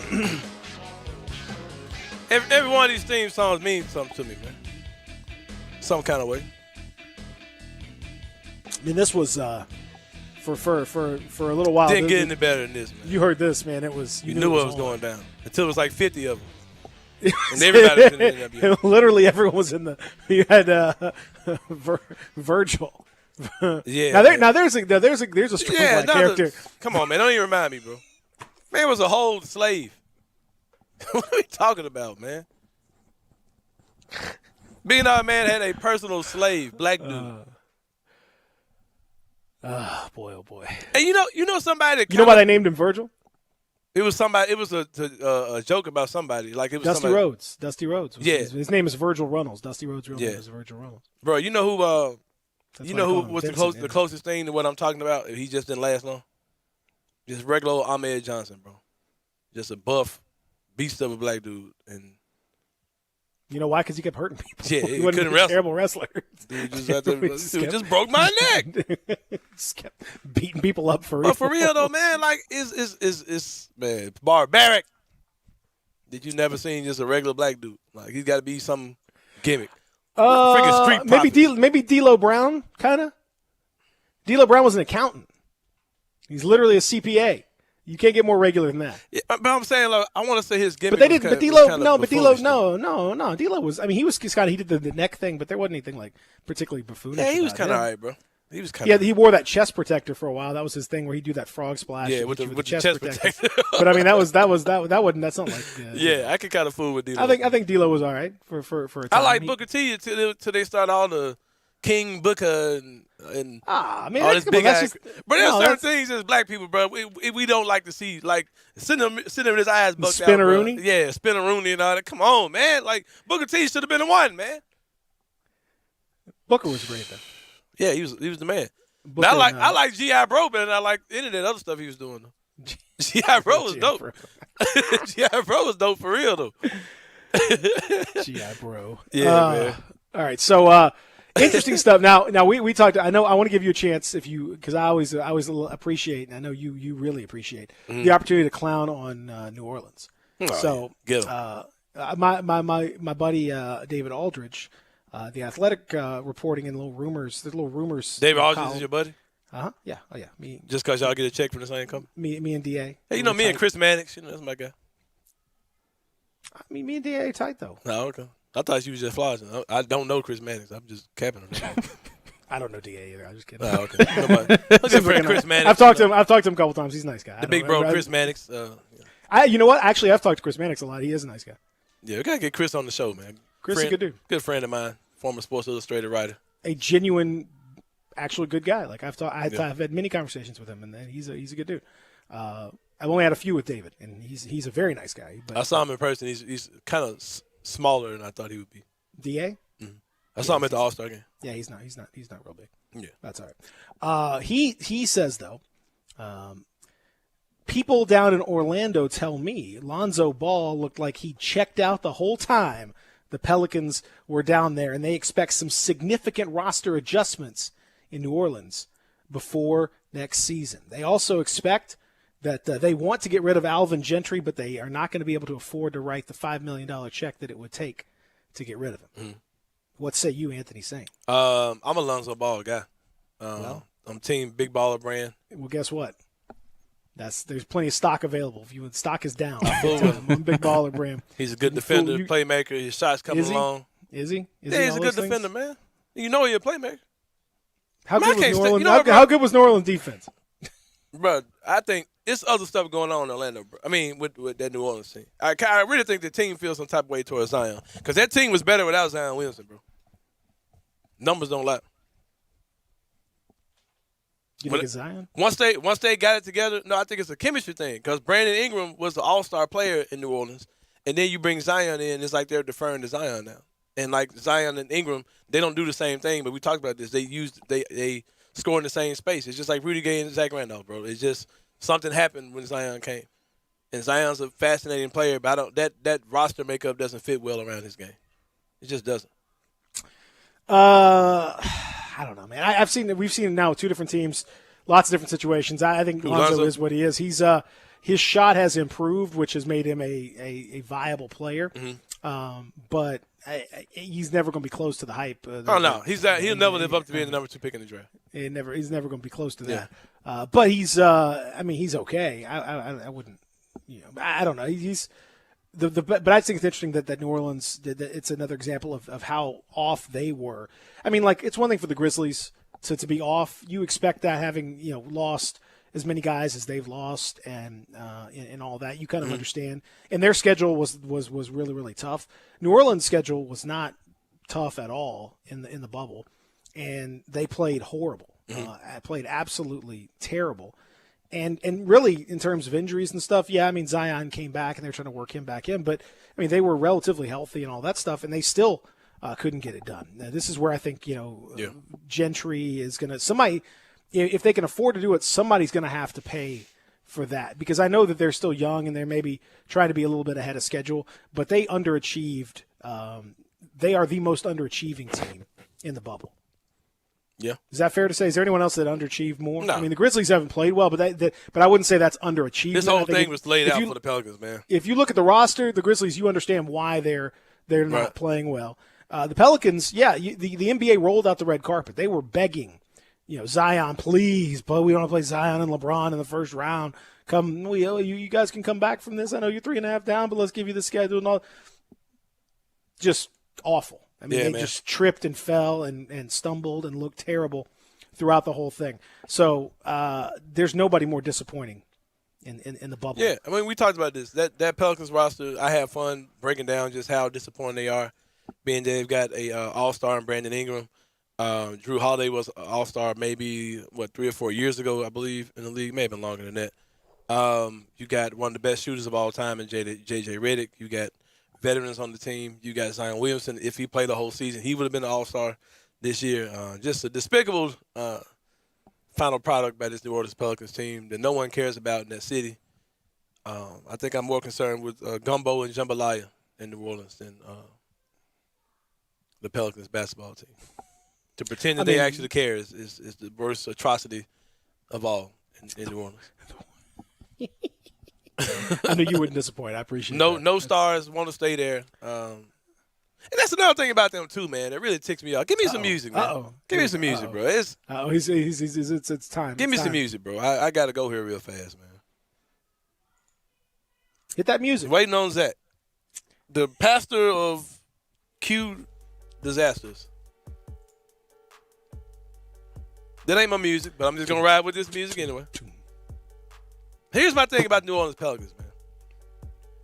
One of the most spoiled franchises in the whole entire NBA, bro. The reason why?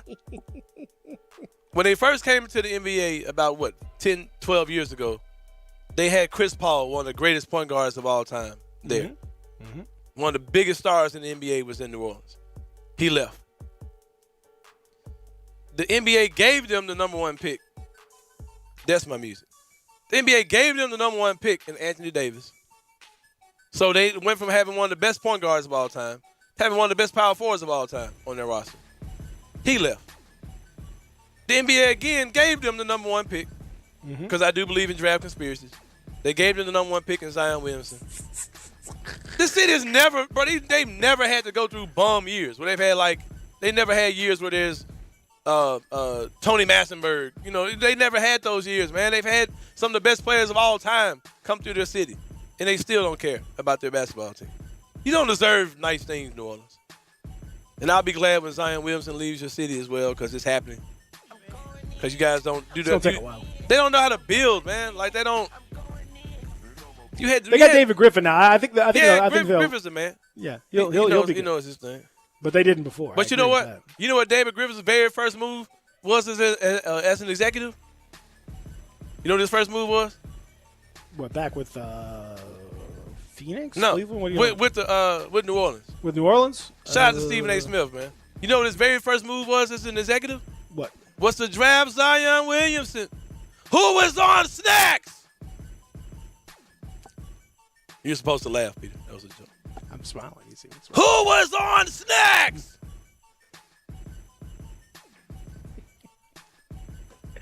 Yeah, the Grizzlies got the best end of that deal, though.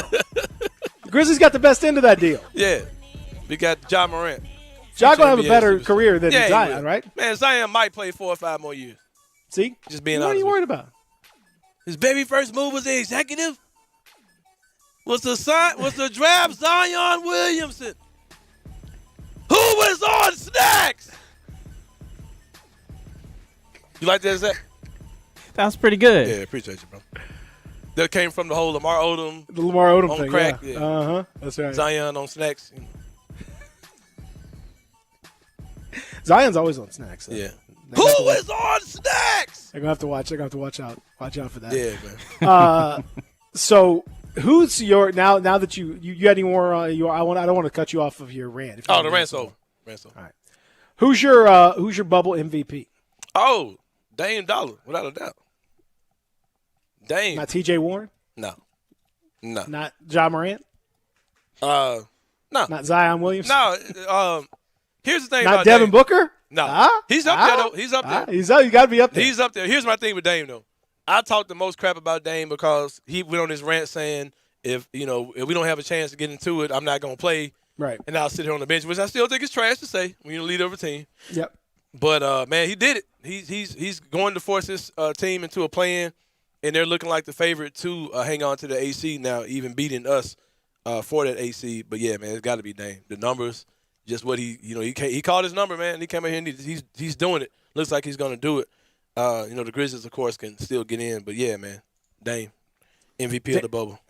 Who's the bubble, like the other players that have impressed you so far in the bubble? Think about it. We're gonna take a break. We're gonna think about it. I'm gonna give you a chance to think about it because that's sounds good. I'm gonna give me some bubble pros, bubble cons. Give me some bubble superstars. Yeah, and some man. Bubble, we're gonna do that. Up next, some bubble jerks and some bubble twerking. Bubble twerking is usually that's yeah. It used to a lot. It leads to a lot of mass debates. Well, it could lead to a lot of young players, up and comers as well. You got it's a sick dude, man. It's a sick show, man. What does this show become? I will not be muzzled when I'm talking about the bubble. I'm talking about twerking. You can't keep me down. You can't stop me from twerking and jerking. I won't be muzzled. All right, real like a mad dog. Sports 56, 96.1, Who is on next? We are Sports 56 WHBQ. Listen to us daily on AM 560, 96.1 FM, or 87.7 FM. Are you still wound up after the game? Still thinking about that one play over and over that you can't fall asleep? Sound familiar? Try ZzzQuil Pure Z's Melatonin Gummies. It helps you fall asleep naturally. Pure Z's is made with an optimal level of melatonin for no next-day grogginess. Plus, it's made with botanical ingredients like lavender and chamomile. Tastes great and is drug-free and non-habit-forming. ZzzQuil Pure Z's Melatonin Gummies, because sleep is a beautiful thing. Find it at retailers near you. I want to do some bragging rights. Hey, I was just the other day overhearing a conversation with Big Mike, the manager of DeSoto Auto Sales. They've got people buying cars all over the country. North Carolina, South Carolina, Georgia, Alabama, Arkansas, Texas. People from all over the country buy cars at DeSoto Auto Sales in Olive Branch, Mississippi. Why?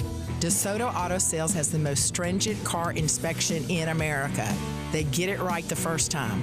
Quality and low mileage. Factory warranty on most vehicles.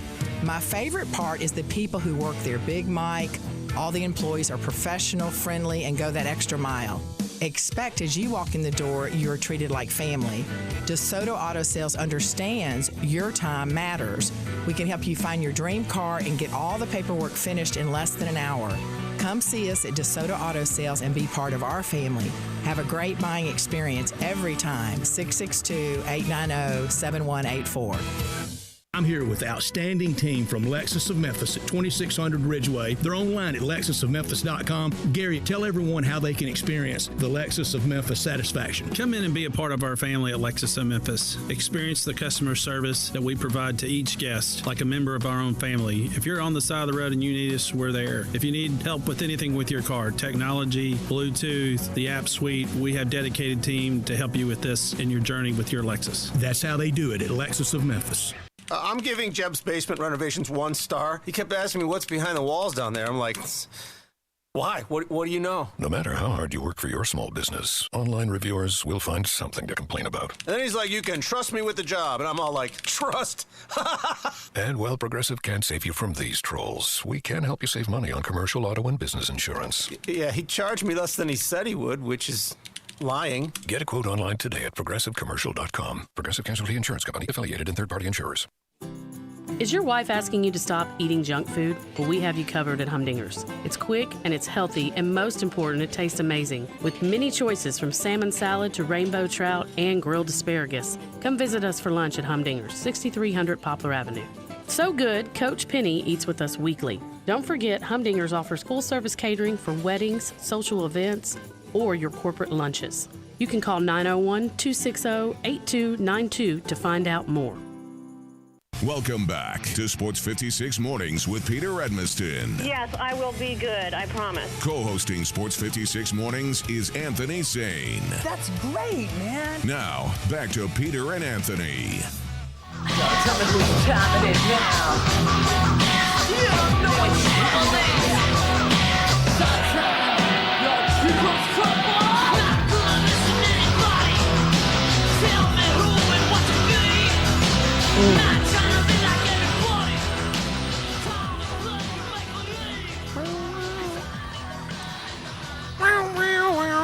Best Triple H anthem as well, man. You probably disagree. I do. It's the best one, bro. Time to Play the Game is the better one. Time to play the game. Yeah. Then he's LeBron spitting. He did that. He did the spit on this one, man. That's where the spit started, man. I know, but I'm just saying that would he had it timed beautifully on the Time to Play the Game. He had his time walk up where he would. Yeah. He had the perfect spot. He would wait for that right moment, and then he would. That's where LeBron got. That's where LeBron got his whole thing from. Probably did. Triple H. Can we agree that Coronavirus. Yeah, you yes, can't do that. You coronavirus. definitely can't do that now. Coronavirus. Hey, can we agree that Bow Down to the King was the worst one?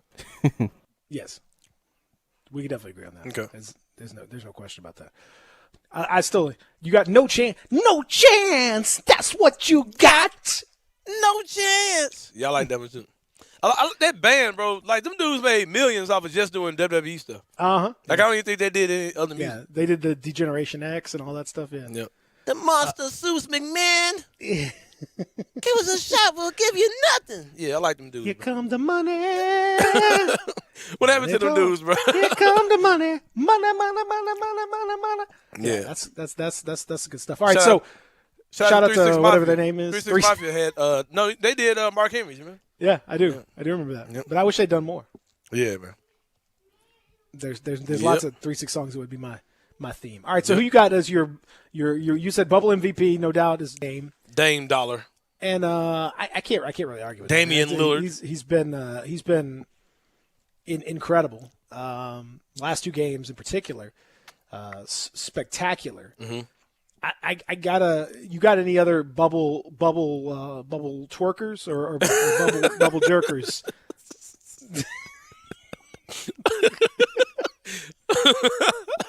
I was going with Devin Booker, man. Oh yeah. You gotta give him. Yeah, it's incredible. Devin Booker. Shout out to Devin Booker.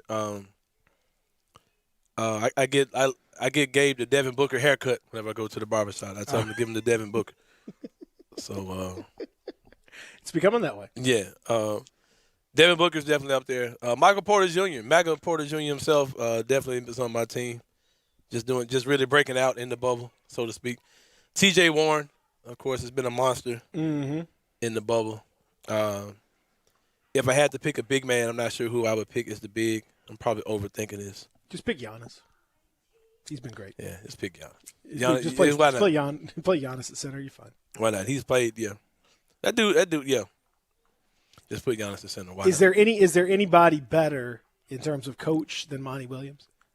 Oh hell no! You got to give it to him, bro. You know what I thought about too? This whole bubble situation, man. Like, it literally was like a restart of the season.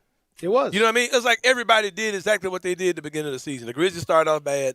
They were bad. The Suns started off good. They were good. Like they do every year, start off good. Portland started off pretty average, but got really good towards the end. It's almost like it was like a literal season restart.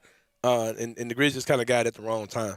But, yeah, Monty Williams and Phoenix done a great job, man. I still don't take that team serious, not in the big picture. I think they'll be right back garbage next year, and Devin Booker will be trying to get traded about that situation soon enough. But, yeah, that's my guys. That's my 5.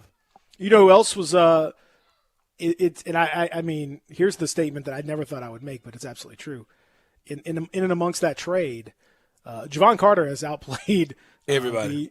The other 2 guys, because one guy didn't play, in Josh Jackson, and the other guy that has played, you wish he hadn't played, in DeAnthony Melton. The Javon Carter trade is Phoenix is back, baby. Yep. No, I think they're still trash. I think he wants to see Javon Carter getting some revenge. His mom will get after you, though. Yeah. I promise you. You said Javon Carter. I ain't said nothing. Javon Carter, you say his name. Call, DM all at the same time. Oh my! I mean, it's his mom, but it is a tough challenge because it's his mom versus Melton's girl. They both are you know what? I'm snipers on social media. I've been hitting the crossfire many times by these 2 ladies are not. It make you scared to talk about either one of them when the trade comes. It's like, oh, I don't want any. I don't want. Yeah. I'm just trying to do. You just say, hey, both sides play hard, man. That's all I got to say. I'm just like, hey, let go, y'all do your thing. I don't want to. Because I'm surprised Alexis ain't came at me about my DeAnthony stuff. I think she's maybe they're having a tough time or something. I don't know. Yeah, she's watching games. She sees. I would have thought so too, but I mean, Javon Carter's mom. Oh yeah, she'll get you. Oh my God, like she'll get you in the stadium, on social media. It's. And I don't want to mess with anyone's mama. Anyone's mama. I don't want any of that smoke. Mom is super cool. Though. I do not want. Yo, she's great. I don't want any. I don't want to get into that. Oh, she looks for the smoke for sure. Oh, she'll be in the Facebook group. She goes arguing. after it, man. She gets it in. She's still in the Grizzlies group to this day. Yeah. Cause she said, yo, those are still like my sons. Like, especially the guys who came up from the hustle. Cause she used to be at all the hustle games. Yeah, she's. I mean.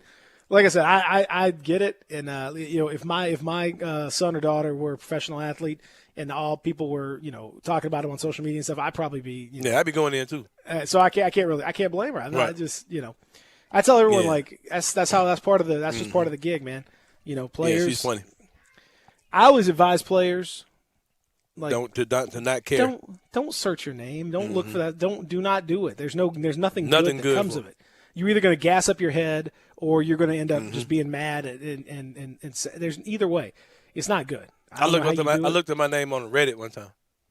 Why would you do that? Just being goofy. And it came up terrible mistake. It came up a story that I did with Aaron Rose, who covers the Raptors for Sports Illustrated. Mm-hmm. We did like a little quick Grizzlies versus Raptors thing with the throwback jerseys or whatever. And some guy put fake reporter on my name. Fake reporter. Yeah, man. People are funny as hell, though, bro. Well, that's why I don't ever do that stuff. I don't look for it. I don't care what. Yeah. It just doesn't. No, I don't. People can say what that it doesn't really matter. But especially for players who I don't even understand, it's bad enough for us. It's way worse for them. Yeah. And, so I can't. I would just tell them not to do it. But sometimes players do, and sometimes players get out, and sometimes you have to deal with that in the locker room or talking to guys. You have to just accept that you're gonna have to have scraps. You're gonna have to get into it sometimes. I got a question for you, though, Peter. I got a question for you, man. Mm-hmm. How much did you think you had arrived once you saw yourself on NBA 2K? Did you really? That was great. You thought you made it at that point? That was cool. Yeah, that was really cool. Yeah. If y'all don't know, if you play NBA 2K My Career, Peter Edmiston talks crap. He does what he does in real life on Twitter as well. I talk crap about my own player, which is weird because my guy looks like I'm talking crap about this myself. Guy's trash. So yeah, it was great. That was pretty sweet though, man. It gave me a lot of credibility in the locker room and stuff. I can tell you that. Yeah, it's like, hey, because those dudes play 2K. Oh yeah, they play the game. Like, are you the dude who said my player was trash? It was cool, man. It was great. Did they? You know what? I had to sign a waiver for that. Yeah. Did they scan your face? Are you in the crowd too? No, I didn't scan my face. Oh man, there have been a lot of scanning. They had a double scan. I know. I would have. The scanner would have broke. It's too big. They don't have a scanner big enough for my giant head. Just my one giant Peter head in the crowd. That's it. Like don't turn your head. Don't turn. No. Tearing up stuff. Hey, he's broken it. It's cost us thousands of dollars. Yeah. In the final hour, man, I got to bust you out too about your Jonas Valanciunas question that you had the other day, man. Just a disrespectful question, Peter Emerson. We'll talk about that in the final hour of the show, man. All right, we can talk about the final hour. I totally disagree. That man asks questions, man. You would get fired over the question you'll be asking, man. But go ahead. You got that. Those are the best questions. All right, we'll talk about it. If you don't ask the right questions, you ain't gonna get the right answers. All right, they fold you up, man. So, hey, you got to be willing to take a chair shot. Hey, he speaks for himself, man. I ain't with that, JV. People. I don't want the JV smoke. JV's a tough dude. I don't want to mess with him. I don't want that smoke at all. But we've had those same type conversations before. Yeah, we'll chop that up because you asked a pretty bold question to that man yesterday. Yeah, we'll chop that up in the last hour. I mean, it is what it is, man. That's where we are. Yeah, that's where we are at this point. I mean, I don't know if they noticed, but I believe they know their record is 1-6 in the bubble. So you can't ask a lot. Hey, you guys are playing great. Tell me about the great strategies you guys are putting out there. Good. Can you hear me, man? Good. How are your kids? How's your wife, man? Hey, man. Jonas, did you catch some more fish out there? Catch any fish? How the fish, man? It's not time to ask those questions. Jonas, you're about to go home. You're about to send your ass back to Yugoslavia. Where are you from? Jonas, when you're in the game, teams are shooting 98% from mid-range. On your ass. Your thoughts on that? I mean, so we got to be real. You can't be afraid. See, I'm not afraid to be real. We'll talk about it. I feel you, bro. I need a whole segment for that, man. We're going to get into it after. We'll talk to Star. Star's coming up next, and then we're going to get into that coming up in hour number 3. Stick around as we roll on here. Real Sports Talk, Sports 56, 96.1, 87.7.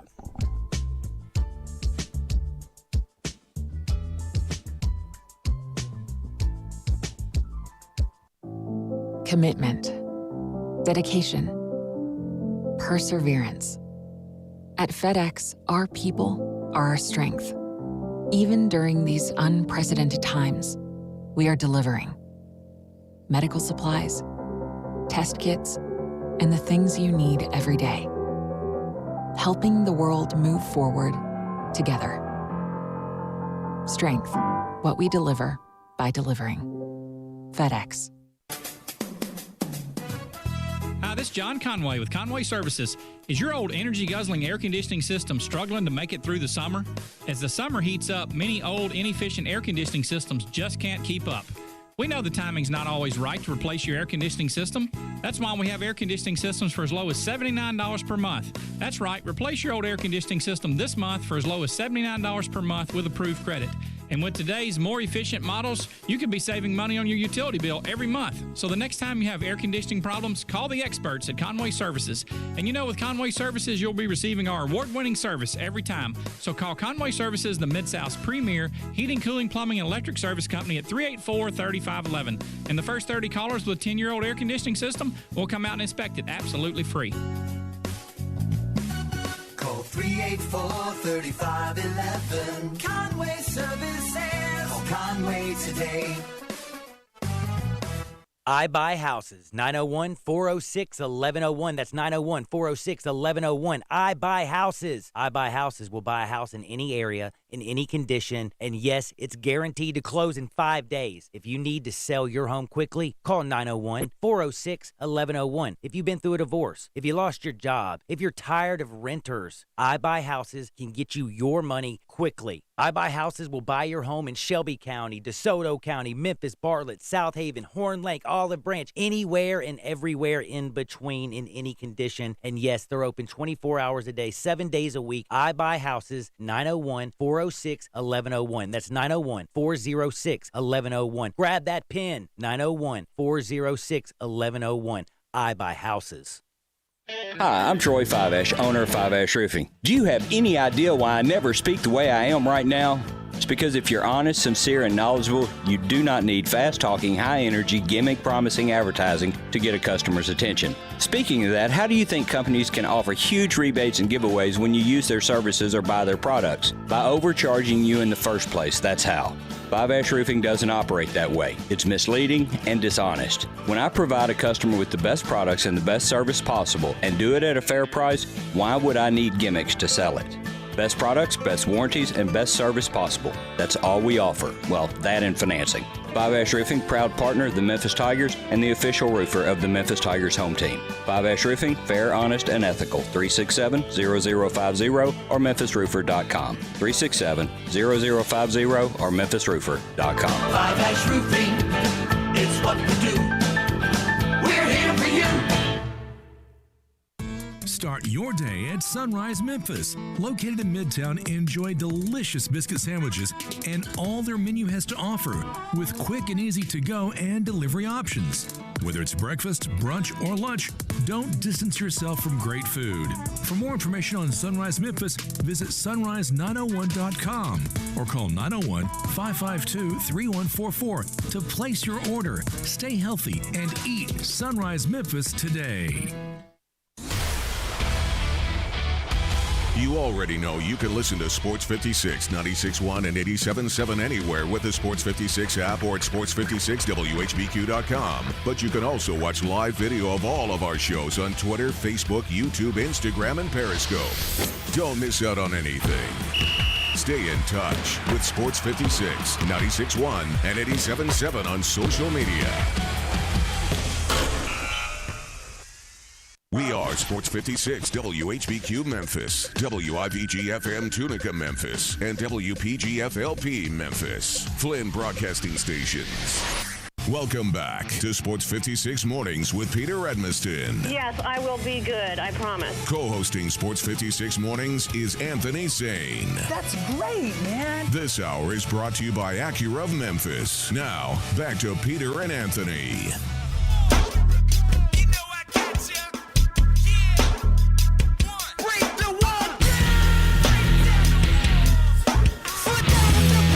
Now, this is my guy right here. His debut on Raw, I was so hyped. Oh, yeah. I mean, I was so hyped. Like, it was just like, ah! It's Jericho! He's on Raw! Ah! Yes, sir. And he interrupted The Rock. It was great. Yeah, man. And then he ended up on these terrible angles for like a year. And then they figured out what they got. Yeah. Took a while. Welcome back. The hour number Lionheart, 3. Chris Jericho. That's right. They kind of defanged the Lion Tamer. Lion Tamer used to be like, he'd really get the Boston Crab way up high and kind of angle it down and really put the pressure on the dude's neck. They tamed it down a little bit. They had to take that down a notch. Bro, you know what's something else though? Like all the props we give to WCW. Mm-hmm. Do we give all props to WCW? WCW has some good stuff going on, man. For like for a little while, yeah. But all trash theme songs, bro. Like except for the NWO terrible. and Hulk Hogan. Oh, like terrible. it was all like generic, like bootleg versions of stuff. Oh, Jericho's Even Flow bootleg version from WCW. Yeah.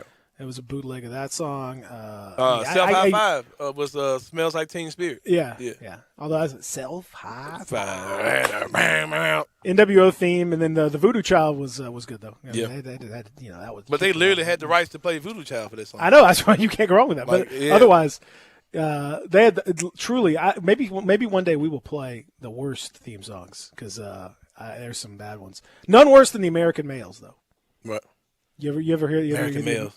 Can't remember. American Males was Scotty Yeah, Riggs and Marcus Bagwell. And it just goes, American males, American males, American males, American. For just that's all it did. It just you want to just like murder somebody hearing that song. It was awful. We know our wrestling experts. We're talking a lot of wrestling today. We got to bring in 5-star. Just so excited to have him on. 1, 2, 3, 4. 5-star Dustin Starr. Course of CW30's Championship Wrestling every Saturday. The MC at FedEx Forum and at AutoZone Park. Part of his Championship Wrestling all over the world. He's been everywhere and all over the place. And if anyone knows theme songs and wrestling, it's Dustin Starr. What's up, man? How are you? Oh yeah, I'm doing good, man. How are you guys? Good, brother. We're talking wrestling today, man.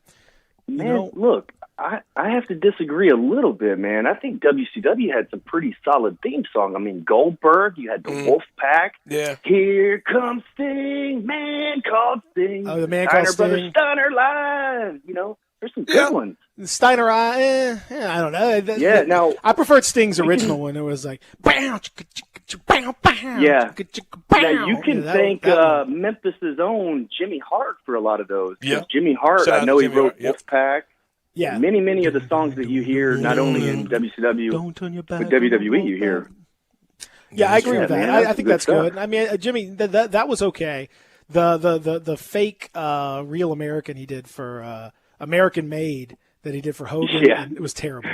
American Made. Oh. I guess they had to do something to try to make it sound as similar as they could, you know. So I always, I'm gonna be the nerd here in the room. I actually have some of these songs on my playlist when I work out. Oh, absolutely. Why wouldn't you? Now I do like Booker T's theme, and WCW was good though. Uh-huh. It was a Harlem Heat / Booker T. Yeah. Yeah. Uh-huh. You got it. Doom back in the day. Very Doom. cool. That's my. I'm gonna play. That's one of my songs. I'm gonna play. Zach, you gotta play that next one. Doom. The Doom theme from. I'll have to find it for you. But that was my absolute favorite. Oh man, love that thing back in the day. WWE Dustin, Network. They kind of cover up some of those too. If you watch Diamond Dallas Page, they dub over his Self High Five because it's Nirvana. And then Jericho's theme, they always use Break the Walls Down, even from his old WCW stuff from the 90s. So WWE Network goes in and they kind of edit some of those. So I don't think you can hear Voodoo Child on there, like you were mentioning Voodoo Child. I don't think you can hear that on the WWE Network either. This is why you got to bootleg it like I do, where I got all these. I got all these copies on my hard drive. I got the real copies.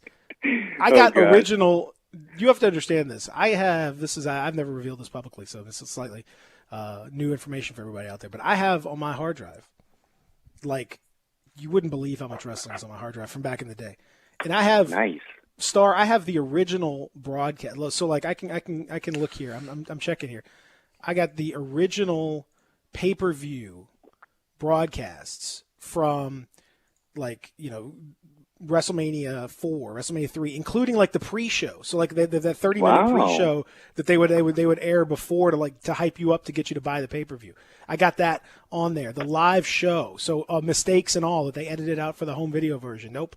I got the real the copy that somebody taped off the pay-per-view that day. I got all those from WrestleMania 6. I got the pre-show for. I know you love WrestleMania 6. I got that one for you. So, instead of going, I mean, not that WWE Network, all that stuff's fine, but like, you want the real deal, Star? I got you covered right here. If you after the pandemic, I can hook you up. After the pandemic, we'll get together and we'll do a watch along or something. Oh, how about that? I love that. That'd be pretty sweet. That's it right there. I think that's it. Right one there. of my earliest memories that I remember that one of the things that hooked me, and it was around that 1990, that WrestleMania 6. It was the Royal Rumble, where you had the pre-show where the guys were cutting promos on each other. And I remember Axe and Smash talking about if they get in the ring together, they're going to have to smash each other or whatever. And I thought, as a kid, I just thought, oh, my gosh, that's right. Axe and Smash could fight each other today. I was just fired up about it. So that's cool true. Stuff. They would have. I agree. Oh, it was, and they had that the segment that they would do because they always had that like 5-minute intermission in the pay-per-view for whatever reason, and so they would like. They going into that with a Rumble, they'd have everyone would cut a promo, like 20-second, 30-second promo, and they just put them back to back over. And it was such a great introduction to all these characters. Was awesome. And it was stuff. Before they split up all the tag teams. Like, you never would see Axe and Smash split up. You know what I mean? You never would see like the Road Warriors split up until they had to do something in the 2000s or something. But back then, those tag teams were tag teams. I mean, they didn't usually split up except for the Rockers and we talk about this every week, the barbershop window, because I know you had to do that recently with a big super kick and everything. But back then, they didn't really split the tag teams up. So as a kid, it was like, man, let's see them go at it. And today, they split them up all the time, and we see it all the time. Because tag team wrestling isn't like it used to be. It used to be that. I mean, tag team was its own thing for sure. So we were talking about this earlier on, Star, and Anthony was bringing up the issue. And so I ask you, as someone who's been in the business for a while, and I need answers.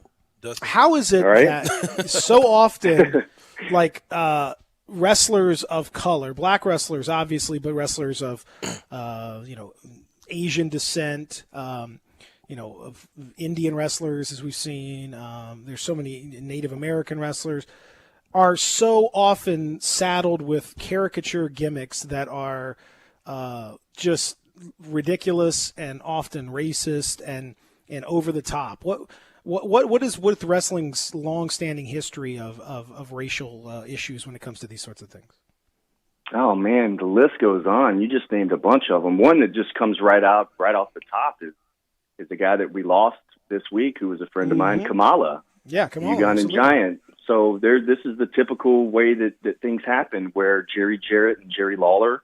Apparently, Jerry Jarrett was watching the National Geographic Channel and saw something from Uganda and saw a mask that he thought was cool. And so then from there, that's how Kamala became Kamala. James Harris became Kamala. And he was just a big guy that Jerry Lawler would paint the stars and the moons and stuff on his chest. And they'd say he was a cannibal. They said he was a cannibal. Yeah, I mean, and it was Lord. basically because of the color of his skin, And if you fast forward many, many years into the years of the 2000s, you had what were they? The Mexicools. It was the Mexican wrestlers that rode out. They rode out on riding lawnmowers. Yep. I mean, good God. Tojo Yamamoto. They built his character around. The bombing. And so these guys became, and you see it every time there's a Russian. You remember Muhammad Hassan and that whole thing? And they actually shut that whole thing down. They had to shut that down, Anthony. They had to take that away because it was just too much, and I think they were getting death threats. Sergeant Slaughter back in the day was getting death threats because of his when he sided with Iran instead of with the USA. But yeah, that's just how and another thing, characters were created. Another thing that the WWE has definitely been guilty of is taking guys who aren't a race and just making them that race. Yokozuna was an Asian. Just all kind of guys. He was man. He was Hawaiian. Right? He was Hawaiian. He was Samoan. He was from Hawaii. Yeah. And they turned him into a Japanese guy. Jinder, so more recently too, Jinder Mahal. Jinder Mahal is Canadian. Yeah, Jinder Mahal's Canadian. Yeah. So that's right. Yeah, he's a good friend of mine. So we had this conversation, and they saw him, and they thought that he would be the next in line to Great Khali. They thought about putting them together. This all happened in developmental. There was a whole conversation. He would cut promos in promo class with Dusty Rhodes and the whole boys watching, and he would cut promos on Great Khali, and so and that's how they came up with it. It's just how it has been, from the 70s all the way up until even today. I think some of that stuff still happens. Being cast as characters. Booker T's a white guy. Based off Stereotypes. Hey, Booker T is one of the guys I think they got it right with, especially in WCW. And we talk about tag teams not breaking up, but that was one that eventually did, and it made a big, huge Hall of Fame star out of Booker T. I think he's a 2-time Hall of Famer, actually, isn't he? Yeah, I think he went in with himself and his Harlem Heat. I think you're right. Yeah, but here's the question, though. Too. Here's the question, Dustin. Why doesn't the WWE get more heat, especially in this cancel culture we live in now, for the stuff that they still do? As far as like the Jinder Mahal thing you said, like when I first saw that, I was like, man, this is the most. This is it was like 2017, I believe, when he started that whole his new rise to the main roster, main event level, or whatever. And I was like, man, like this is. I was like, if I was Indian, if I was an Indian descent, I would be so offended by this. But yeah, how are they still able to do it? That's a really good question. I think that there's, especially with social media nowadays, and them having to actually listen to the crowd sometimes. Mm-hmm. I have no idea how they're able to get away with that. It's actually pretty amazing. Yeah, like in the culture we live in now, man, everything is getting it's getting spotlighted. So yeah, it's wild, man. It is absolutely insane. I agree with 100%. But you have to go back to wrestling. Memphis wrestling is the guiltiest of all, and even reading some of the stories that were written about Kamala and his passing away and everything, it's put in there pretty blatantly that he was stereotyped into that character. But also, when you look at it, man, in 1983, he was body slamming Andre the Giant. Before Hulk Hogan did it, he became a huge star. But it is amazing that they're able to get away with what they're able to get away with. And I know this is a little bit jumping to a different subject, but did you guys see Dominic, the beating that he took on Monday? Yeah. I was thinking, how in the world did they get away with that? They literally beat this kid with a kendo stick. And if you haven't seen the pictures, go on Twitter or Google and find it. Dominic Mysterio, he has welts. The skin is broken on the front of his chest and stomach and on his back. So there's a lot of crazy stuff that goes on in WWE, and they get away with it. There was a segment with Booker T and Sharmell and Vince McMahon, and I'm sure you guys have seen this. It's legendary on the internet, where Vince walks up and goes, "What's up, ma?" Yeah. And he drops the N-word on it on TV, on worldwide TV, and it's like, what? What just happened? And I don't remember a big uproar. If it happened today, holy moly! We assume it would, but it shouldn't. It shouldn't have been okay then. Yeah, we assume it would be an uproar, but they get away with a lot of stuff, man. But we talk about like the $1 Million Man, Ted DiBiase, and Virgil, and Virgil was essentially, and I mean, in his debut, a lot of people don't know this because they did their debut promo. The $1 Million Man is in the back of a limo, and he's doing the gimmick and all that. It's kind of a beginning of a gimmick. It was back in 1987, so he didn't have the whole shtick down just yet, but he was getting there. But he's counting money and all that stuff, and he looks over, and Virgil's in the car with him, and he says that he owns Virgil, and then Virgil, gives a classic racist sort of talking like a stereotypical black character that they used to do back in the. Like it was full on, slavery. that was 1987. That wasn't like 1920. That wasn't like 1860. Right.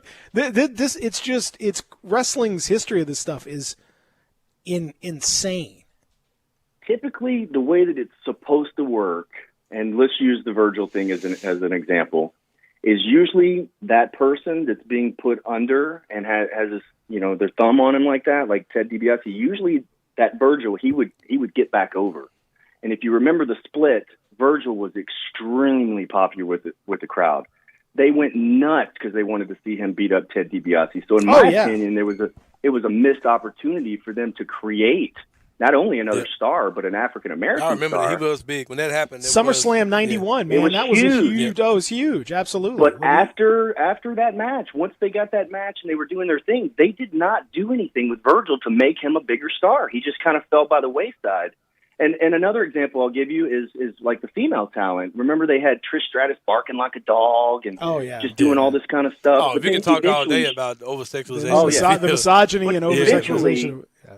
Eventually she got over. Eventually she beat Vince up or something bad happened to Vince. So they dog him out, and then they get him over, and then the crowd goes crazy. And then Trish Stratus was made a big star just off of doing the thing with Vince, and it was kind of a sexual harassment, and it was just crazy. But they missed the opportunity when they do something like that to build a big star, and it's very unfortunate that especially Virgil. And I know that people are going to roll their eyes at Virgil. They make fun of him on the internet now for whatever reason or another. But he was on AEW. But he's doing his gimmick. Like he's living his gimmick. Like I appreciate that he's goofing with it. He's having fun with it.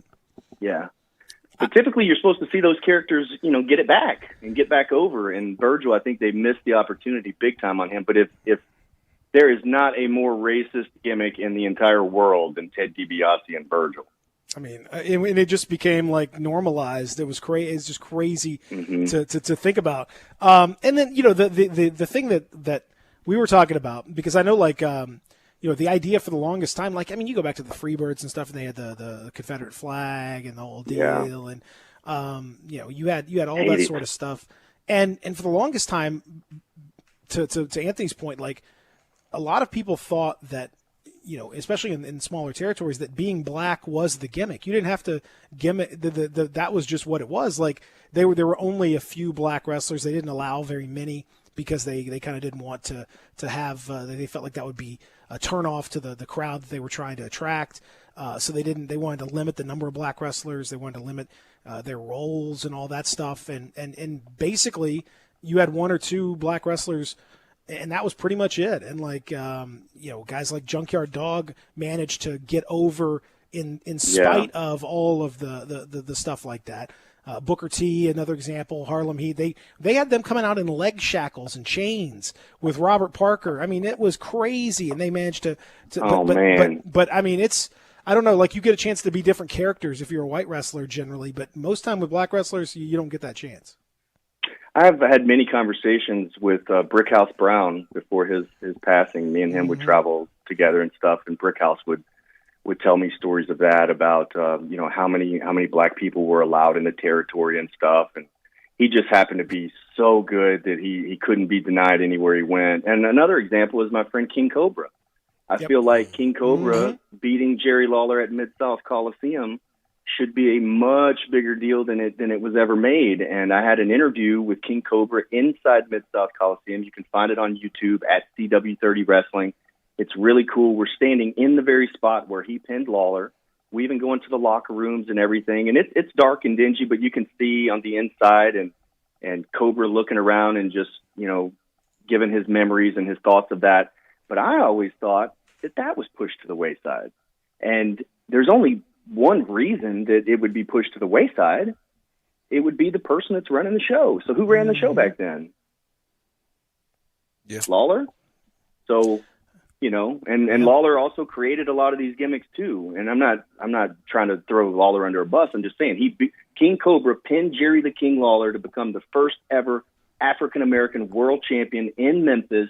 And I just don't feel that it got any of the recognition or notoriety that it should, especially today where everything that's old is new again. We want all this. We want to see all these guys. Like Virgil's even out doing autograph sessions at Comic-Cons, before the pandemic. So I just always thought there was a missed opportunity with King Cobra myself. But Dustin, speaking of old becoming new, I need your opinion on Ric Flair's old ass being too damn old to just being a little bit too old to be still taking blows in the ring. Monday night, I cut it on. And I saw Randy Orton gave him a shot below the belt as well as kicking him upside the head or a curb stomp or whatever they call it. So, what are your thoughts on Ric Flair being too damn old to still be doing this stuff in the ring? Hey man, not only is he too damn old, his wife just had COVID a couple of weeks ago. He was seen out in public without a mask, and I'm not mask shaming. I'm just saying that if you're traveling and you're older and your wife said we're not going to do mask debating in this segment. No mask debating in this segment. No. Hey, now I see what you did there. But yeah, it's not safe for him. They turned the screen dark when he punt kicked him, so I don't think that Flair ever took a bump or did anything. But I'm going to tell you, man, that promo that Randy Orton and Ric Flair had would give you goosebumps, because Flair is such an emotional guy that his eyes started tearing up when he was talking about being in a coma and, just all that kind of stuff. So yeah, I do like to see those guys, but it's harder to see them now when, Roman Reigns isn't even traveling. You know what I mean? Mm-hmm. You don't even have Brock Lesnar traveling, and these guys are tip-top athletes. Man, but you've got Ric Flair out there. This brings me, but see, this is the whole thing, okay? And man, it just this is a pet peeve of mine, Dustin. And I know as a worker, I would imagine, and knowing that your ability to talk, it's got to be one of yours. Drives me crazy. The reason why guys like Ric Flair still resonate the way they do, and why even no matter what AEW, WWE, all these guys, they're trying to create their new superstars, and to some extent they have, but they continue to reach back to the era gone by. They continue to reach back because the charisma that those guys show, the promo like you're talking about, and Randy Orton, he goes back in his lineage, with his dad and all. I mean, he's somebody that's been in the business. The promos now are so scripted. They are so written, pre-written, pre-produced. There's so much. It is such a sanitized product in so many ways. You don't feel like you're really getting to the heart of a lot of these characters. And Ric Flair, that was from you felt like that's the heart. That's Ric Flair out there being Ric Flair. And back in the day, you'd have maybe a set of bullet points, maybe some stuff that you wanted to make sure that you got with your promo, but it wasn't scripted. It wasn't written out. It wasn't pre-approved by 2, 3, 4 different writers and everybody else. You went out and you did what you felt. You were embodying your gimmick and your character and what you were trying to get across. And that resonates with people, Dustin. And I just think what we see now is it doesn't you don't feel like the characters are real, because they're not. This is not what these people are really thinking. It's something that's been written for them. Yeah, and I've seen these scripts, so they are legit. I mean, and sometimes they're pages long, to where these guys, just imagine how long an opening segment of Monday Night Raw is. Usually it's between 15 and 20 minutes, and it's all monologue to build up the show. They have to memorize all that, and you're either really good at it or you're not. And those like cue cards those and stuff. I mean, it's are very detailed, and if you don't get the dates and the names and the pay-per-views and the the 7 deadly sins you got to hit, if you don't hit those, then you lose the crowd. And nowadays it's based off of they want that look. So Dusty Rhodes is a guy that comes to mind that never had the look that like a Vince McMahon would want. But he was so dang good on the mic, and his charisma just electrified the crowd that it didn't matter what he looked like. No. And he would get in there and he would perform. Yes, it was real. Hard times, Daddy. Hard times, Daddy. Son of a plumber. Come on. It's different. I just typed in Dusty Rhodes on my computer. The first thing that comes up, it says hard times. That's because that's what it is, man. That's hard times, man, when you working at your job for 30 years and they sitting there, give you a watch. Your check said, computer took my job, Daddy. That's hard times. Hard times. It's hard times. Now, my belly may be a little big. My honey may be a little big, but I'm bad, and they know I'm bad. That's awesome, dude. That Dusty Rhodes, I was fortunate enough to work with him, and just seeing him during promo class, he was great. He was not only great at cutting promos, but he was great at teaching guys promos. And if you couldn't learn how to do a promo from Dusty Rhodes, you ain't going to learn how to do a promo. Get out of the business. Just get out of the business. Yeah, that's right. And WWE, publicly traded company, the microscope is on them. They don't want guys to just go out there and go into business for themselves. They feel like they're a TV show. They're like, they make movies. You hear Vince say it all the time. We make movies. And so they feel like they have to control everything that's said. It seems like AEW has kind of loosened the reins a little bit. But if you guys really like kind of old school stuff, the NWA, they have their YouTube show, and it's kind of postponed at this point. But David Marquez is my partner with Championship Wrestling. He'll tell you, hey, man, we don't script that. When they come out, they might have a bullet point or two, but if they can't get themselves over on the microphone, then they're not going to be with us very long. We don't care how good they are in the ring. So I've seen it, and I like it. It resonated with me. I enjoyed it. It had that kind of a presentation. I just think those characters, you keep seeing them have to go back again and again. And I noticed that this week, just as a side note, because I know we got to run, but AEW beat Raw in the 18 to 34 demographic. All 3 hours, AEW beat Raw amongst the youngest, the most prized demographic. People, I'm telling you, Dustin, wrestling, I don't care age, what it does not resonate with people unless the gimmick is lived and experienced, and you are embodying it, not just playing a character, not playing a role, but you are becoming part of that. You have to live your gimmick. I'm not saying we got to go back to heel and face hotels and all this stuff. I mean, people understand to a point, but when you're out there, it's got to be you. It can't be something that somebody wrote for you. And I think we're seeing the limits of it, man. I just don't think we're at that. I think that's where we're at right now. Yeah, I do too. I'm looking forward to seeing more from NWA and these independent wrestling organizations like us. And there was some big news this week where I was going to ask you about that. Absolutely, the pay-per-views, right? United Wrestling Network, who is the umbrella for Championship Wrestling and Championship Wrestling from Hollywood and everything, and Championship Wrestling from Arizona. So it's like an NWA that has different shows. So now the NWA has partnered with United Wrestling Network to where the premiere is on September 15th at, I believe it's 7 p.m. Central Time, to where we're going to have a live pay-per-view every single Tuesday. So you have WWE going live every now and then. You got AEW going live every now and then. But now you're going to have the United Wrestling Network prime time live every Tuesday starting at September 15th. Now that's going to feature champions from the United Wrestling Network that you see on our program every Saturday at noon on CW30, plus the champions and stars of the NWA.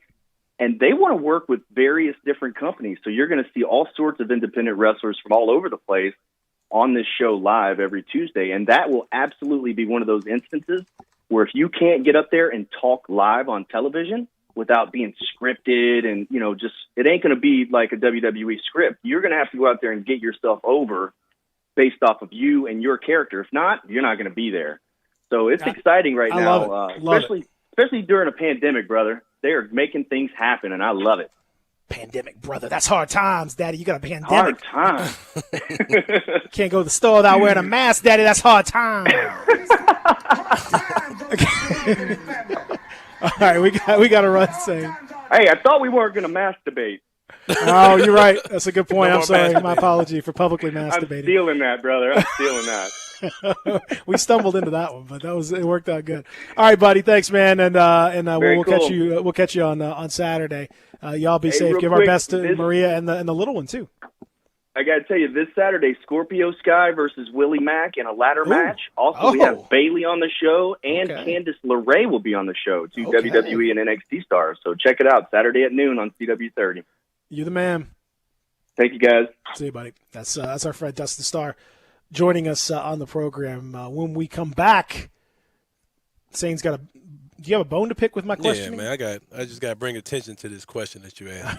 All right, we'll do that when we continue here. Real Sports Talk, Sports 56, 96, 187. Greg Gaston and Eli Savoy get you through the midday with Sports 56 Middays. Delivered by FedEx. Weekdays from 10 till 1 on Sports 56, 96.1 and 87.7. Hey folks, I'm Jarrett Carter. My family recently purchased East Memphis Ace Hardware at Quince and White Station, and we're excited to offer the best selection of Big Green Egg and Traeger grills. And then don't forget about our Benjamin Moore Paint Studio and the Garden Center for flowers. Save 60% with our new Duracell key fob replacement program. We have a master locksmith service as well as glass cutting and screen repair. The East Memphis Ace Hardware, located at Quince and White Station behind Three Little Pigs. I want to do some bragging rights. Hey, I was just the other day overhearing a conversation with Big Mike, the manager of DeSoto Auto Sales. They've got people buying cars all over the country. North Carolina, South Carolina, Georgia, Alabama, Arkansas, Texas. People from all over the country buy cars at DeSoto Auto Sales in Olive Branch, Mississippi. Why? DeSoto Auto Sales has the most stringent car inspection in America. They get it right the first time. Quality and low mileage, factory warranty on most vehicles. My favorite part is the people who work there. Big Mike, all the employees are professional, friendly, and go that extra mile. Expect as you walk in the door, you're treated like family. DeSoto Auto Sales understands your time matters. We can help you find your dream car and get all the paperwork finished in less than an hour. Come see us at DeSoto Auto Sales and be part of our family. Have a great buying experience every time. 662-890-7184. As you get back to business, small things can make a big difference. Like marking safe distances with floor tape and posting reminders to wash hands. As always, Grainger is here to help, offering supplies and solutions for every industry. Free access to product specialists, 24/7 support, safety recovery guides, and more. It's part of our commitment to help you adapt and recover in these challenging times. Call, click Grainger.com, or just stop by. Grainger, for the ones who get it done. Napa know-how. This month, Napa's got all kinds of motor oil deals that can save you some serious cash. Like a 5-quart jug of Napa full synthetic motor oil for just $16.49. With savings like that, you may start feeling like a VIP. But don't let it go to your head. These oil deals are for everyone. Quality parts, helpful people. That's Napa know-how. Napa know-how. General States pricing. Sales prices not include applicable state, local taxes, or recycling fees. Offer ends 8/31/20. Listen Sundays at 11 a.m. to join Idlewild Presbyterian Church for worship. Idlewild is a PCUSA church located in Midtown Memphis. We are Real Sports Talk. Sports 56, 96.1, and 87.7. Available on your radio dial at 560 AM, 96.1 FM, and 87.7 FM. As well as online around the world at sports56whbq.com. Take us with you everywhere on your phone or tablet by downloading the Sports 56 app. And at home, tell Google or Alexa to play Sports 56. Wherever you are, stay tuned to Real Sports Talk. Sports 56, 96.1, and 87.7. Welcome back to Sports 56 Mornings with Peter Edmiston. Yes, I will be good, I promise. Co-hosting Sports 56 Mornings is Anthony Sane. That's great, man. This hour is brought to you by Acura of Memphis. Now, back to Peter and Anthony. This is my jam right here. This was Doom back in the day. You remember this? No, I don't. This was Ron Simmons and Butch Reed. This is the part when he gets right here. Listen right here. It starts to get cool right here. This may or may not have been in a porn movie. I'm not sure. It's not doing nothing for me. Sounds like after school special music. Listen to that. Listen, come on, man. That's Clarence Clemens on the sax. Oh, okay. I'm just kidding. That's definitely not Clarence Clemens on the sax. I don't know who that is. Yeah, man. That's old school right there. That's from the late 80s, early 90s right there. I had somebody on the Facebook, they brought up somebody that I definitely was going to speak about too. Talked about Keith Lee, who's a beast. If you go on WWE.com and look at the champions, like there's a lot of black champions in WWE right now. Mm-hmm. And Keith Lee is one a lot of people are saying is up next or whatever, but I just got a fear that when he actually comes up to the main roster, he'll be a preacher or soul singer or something. I mean, I don't know, because his character in that movie, that kids movie, was pretty terrible. Did you see that the movie The Main Event? Yeah. I got a feeling that's what they'll do with him, and he'll be somewhere. He'll be a gospel singer or. He's a big joker, man. Yeah, I like dude though, man. But, all right, so You don't know what hard times are, Daddy. Hard times are when the textile workers around this country are out of work and got 4 or 5 kids and can't pay their wages, can't buy their food. Hard times are when the auto workers are out of work and they tell them go home. And hard times are when a man has worked at a job 30 years. 30 years. They give him a watch, kick him in the butt, and say, hey, a computer took your place, Daddy. That's hard time. Yeah, it sounds like computer took your place, Daddy. Sounds like a lot of the masturbators they use a lot of that same rhetoric. It's hard time. It's hard time. You got to put a mask on your face. Hard Just time. go to the grocery store, brother. I just want to go to the restaurant. Want to go to the restaurant and get some food. I got to put a mask. Muzzle me like a mad dog. That's hard Muzzle me time. like a mad dog. That's hard times, Daddy. That guy was cutting a good promo. The Mad Dog guy. He could be a Yeah, wrestler. that dude cut a promo for real. I will not be muzzled. Vince like McMahon. A mad dog. You like guys, a mad dog. You people are sick. Yeah, we are sick. All right, That's why so you put a mask on, you goof.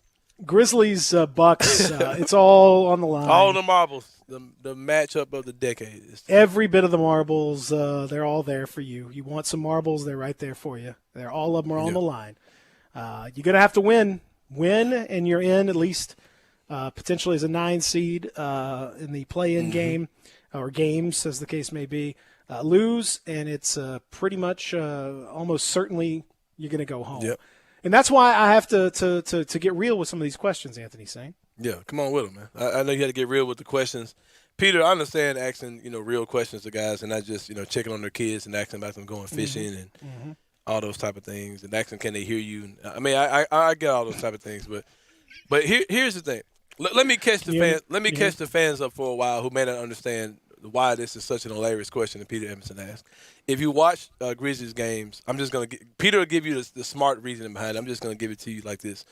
Giannis doesn't like to guard outside of the paint, so it opens up a lot of. You mean Jonas? Giannis is good. I'm sorry. Jonas doesn't like to guard outside of the paint, so teams run their game plan offensively because the fact that he doesn't want to step out makes a lot of mid-range shots easy to get for big, smalls, everyone because Jonas doesn't. He kind of cheats on defense a lot, and that's something that everyone is kind of aware of and really pays attention to things. So Peter indirectly asked a question that pretty much singled out Jonas at the press conference yesterday, and here's the question and the response by Jonas. Yeah, and Jonas, I know you said it wasn't necessarily a game of X's and O's, but I'm curious from a little bit of an X's and O's standpoint. Teams have been kind of exploiting you in that drop coverage a little bit the last 2 games. There's been a lot of pull-ups, a lot of mid-range jump shots. Do you guys need to adjust the height, the level of that drop? Is there a concern there at all? Probably, yeah. Every game is different personnel and different guards coming at you. So we're picking and choosing. We're gonna adjust. Probably we're gonna adjust, and we're gonna do a better job. All right, man. If I was Jonas, I would say, Peter Esmond, send me your location, man. I'll be there in a couple hours. I'm about to fight your ass. Because you called him out, man. Like, you called him out. Like, it was so funny, bro. Because you're saying you, and he's coming back with we. No, man. That's a you question. I mean, it is what it is, right? I mean, when I went back and watch the tape, I got the clips cut. I mean, he's when in that drop, when they do the drop. So when we talk about drop coverage, basically like in the pick and roll, if Jonas's screener, if his big comes up high, Jonas stays back and drops deep in the paint to prevent driving to the basket. But that leaves that space in between the screen and the paint, that mid-range area. Generally the Grizzlies, and that comes from Mike Budenholzer. That's kind of the tradition. They like to use their bigs in drop coverage like that. But when you play in guys like Chris Paul or Kemba Walker, Kyle Lowry, that are really good, they love driving. They love that little pull-up, and so it's basically a layup for them. Like it's an uncontested 15, 16-foot shot, and they'll take it. And they'll never miss it. You just don't. Yeah, they'll shoot 70-80% on it, and that's not good. So my question was adjusting the level of it. Does he need to come up? Or do they? Instead. Hey, bro, I know that we co-host this show together. I just hope these guys don't put me and you together because they get to swinging in the locker room. I'm letting you know. I'm you don't have my back. Nah, I'm stepping out the room, or I'm taking the side of the players. Like it ain't me. He understand. He understands, and they tweaked it a little bit. They tried to they used him up so you could show on that. I mean, you could show up to the level of the screen. You could blitz, which is when he just goes way up top. I mean, he could hedge and try to push that screener out or push the ball handler out further before recovering. There's different things you can do with it, and they tried some different stuff. But the default is always for him to drop in there, and that's just always been a problem for the Grizzlies all year because he's not fast enough or long enough to kind of contest those shots appropriately. Like if you drop maybe not quite as far, like he'll drop almost all the way back to the restricted circle. That's way too far. Like when I ask him about adjusting the level, I mean like dropping like to the free throw line rather than dropping to the restricted. Don't drop under the basket. Drop a little further up, and then maybe you can contest and get up further. But it has been an issue for the Grizzlies, and that's not really his. I mean, some of that's not his fault. Some of that is just their strategy. Right. And I'm trying to let him off the hook a little bit. I don't mean like it's always his fault. And then he says, "Well, it's different matchups, different guards." No, but it's the same you. It's the same you every game. Hey, I mean, it is like, and Jonas is a good player, but he's a very. Jonas is like a very he's when he's in there, he sort of forces you to do things a certain way. Yep. Like you can't. He's not versatile. Yeah. He's definitely a center. He's definitely old not school center. Yeah. Yeah, he's not going. You don't want him. He will shoot some threes, but you don't really want him out there taking a bunch of threes. He's going to get offensive rebounds. He's going crack. I mean, that's what he's there for. So you basically asked the man, do you think the team's going to make adjustments for stuff that you're not doing on the court or defense? And then he actually responded to that question. Bro, you wouldn't ask that question if you was in the locker room. You wouldn't ask that question if y'all was on those Zoom call. You probably would. I would. I've asked those questions all the time. No way I would have asked. No way I'd ask. That's why. That's what. Remember when me and Tony Allen got into it? Because I asked him. I was like, "Are you gambling too much on your steals? Like, our team's exploiting you?" Man, bro, you asked him stuff that I would never ask these. And he was. But I mean, it was true though. And what did he do? And what did he do the next game? He went out and had like 8 steals and like had them. And then he went in the locker room and said, "Where's Evanston? Where's Evanston?" Yeah. So I'll do my part to try to help out.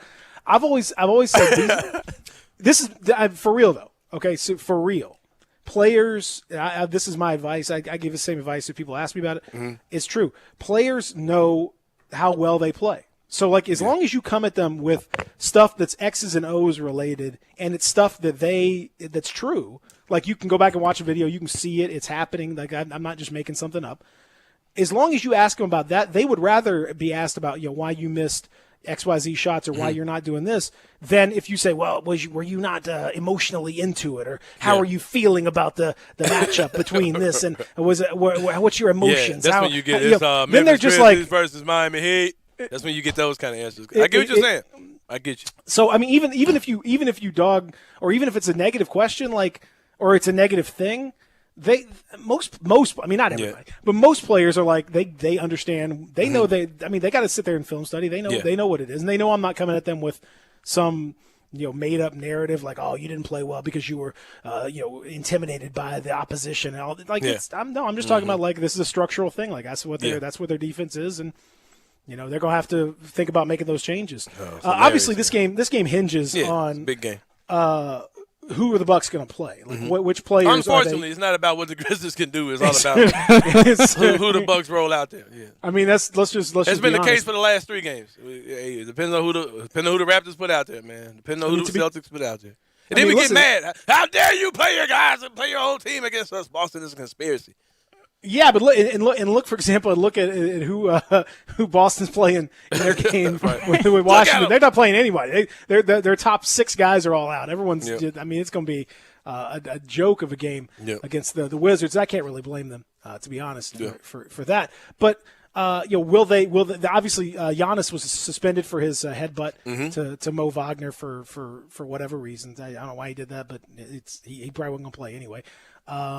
Chris Middleton, Wes Matthews are both listed as day-to-day with minor or whatever. So I think odds are that they could sit. Will they sit the Lopez twins? I can't imagine they'd sit both of them. George Hill. So if you get a George Hill, Dante DiVincenzo, Pat Connaughton, Marvin Williams, kind of starting lineup, then I think the Grizzlies would feel pretty good about that. They have a good chance to win. If you get a Wes Matthews, Chris Middleton, Bledsoe, et cetera, then even without Giannis, that might it's gonna be a hard game to win. A little more challenging, because Bledsoe is the thing. I do think George Hill is going to play. And George Hill is a Grizzly killer, certified, and shooting an incredible 3-point shooting percentage. He's been really good. This dude's like really transformed this game.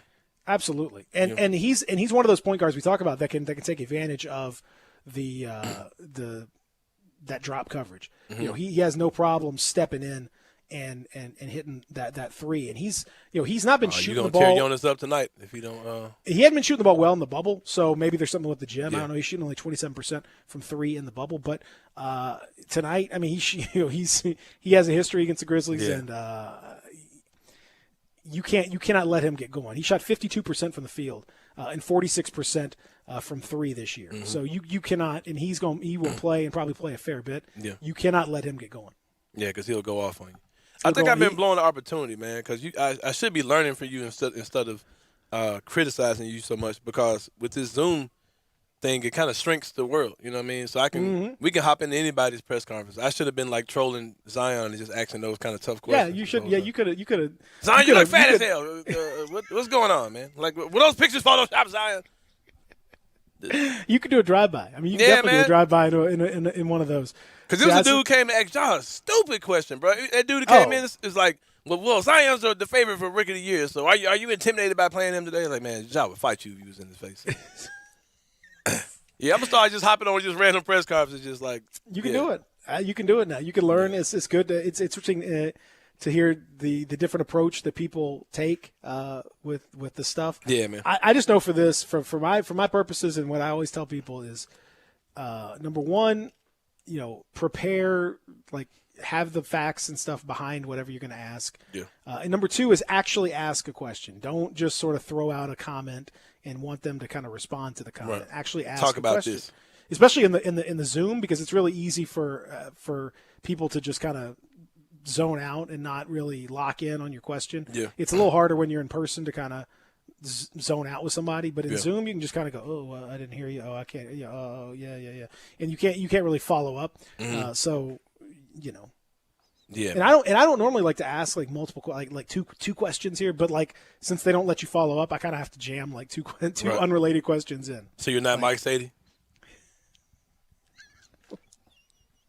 What are you calling out? What is Mike Sadie? What are you calling out Mike Sadie for? Mike Sadie just comes in dominating the scrums.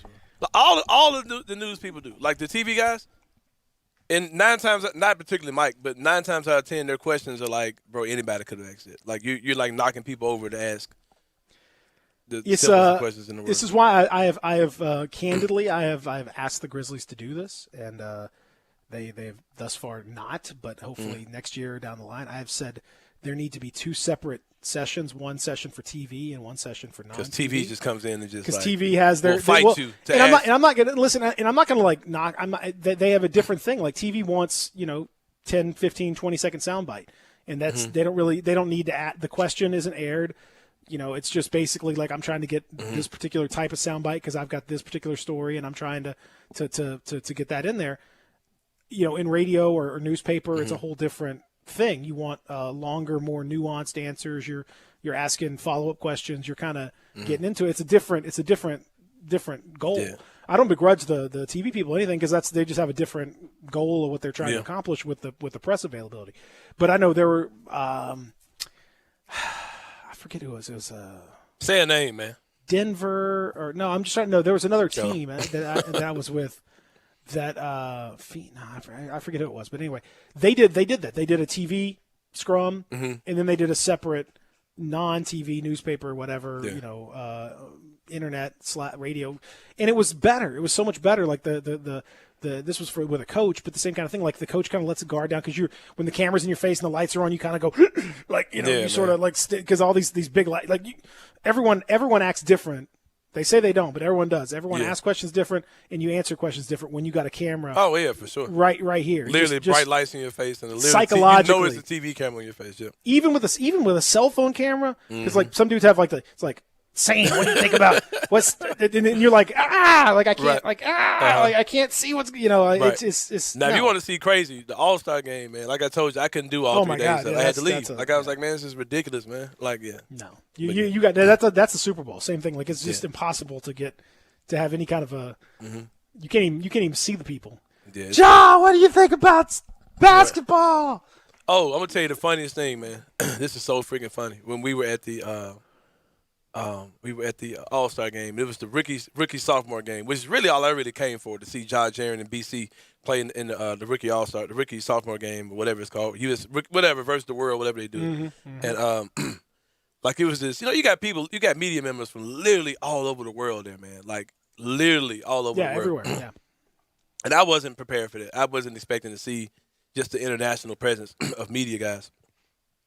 And really wasn't much of a filter because I thought it was an accomplishment to get accepted to come in with me being covering a local team or whatever. But it was like literally like it seemed like anybody in the world who wanted to go to the All-Star game was there.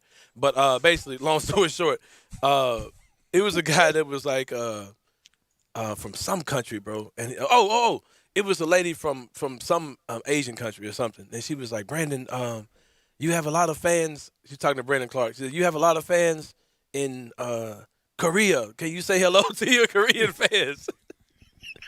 Brandon Clark's a different kind of dude, bro. He's like, shout out to my fans in Korea.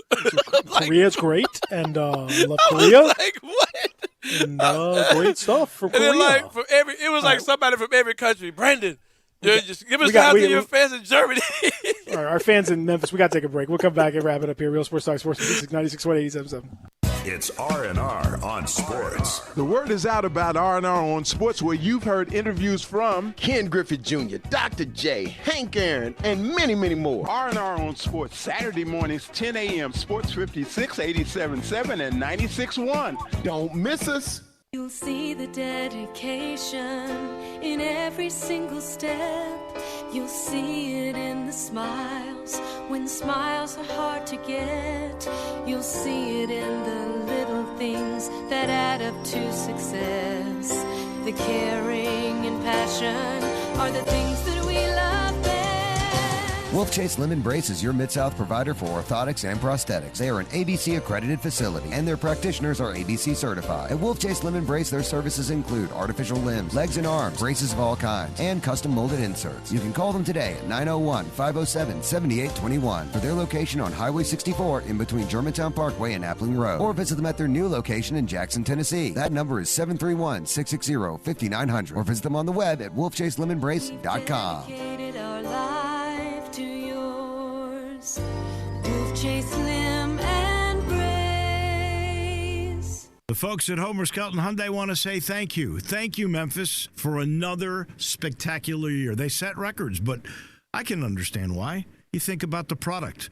Where else do you get a 10-year, 100,000-mile limited powertrain warranty? That's what you get on every new car at Homer Skelton Hyundai. Oh, and thank you again for the 11th straight year, the #1 certified pre-owned car dealership in all of Memphis. It starts with that product, but then it goes to the shopper assurance. Where else do you go where you get transparent pricing, flexible test drive, take the car for a couple of days if you want, streamlined buying process? You're not going to be there all day, in and out. And then, and I have not seen this anywhere else, the 3-day worry-free exchange. You buy a new car, if you've got any buyer's remorse, you've got 3 days to change your mind. Just get on Lamar, take it into Mississippi, the first exit's Craft Road, turn left, and go see Chris True and all the gang at Homer Skelton Hyundai.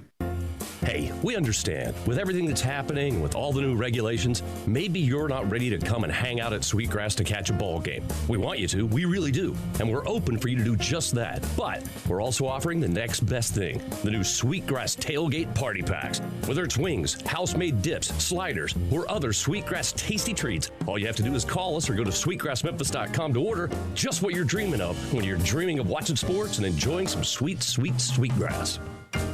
Hi, I'm Greg Gaston for Window Genie. Window Genie is a trusted name in window cleaning, but they do so much more. They can take care of your home or business. They clean interior and exterior windows with a streak-free guarantee. They clean gutters, do pressure washing and house washing. They can also clean and seal concrete, brick, and natural stone. Locally owned and operated, insured and bonded.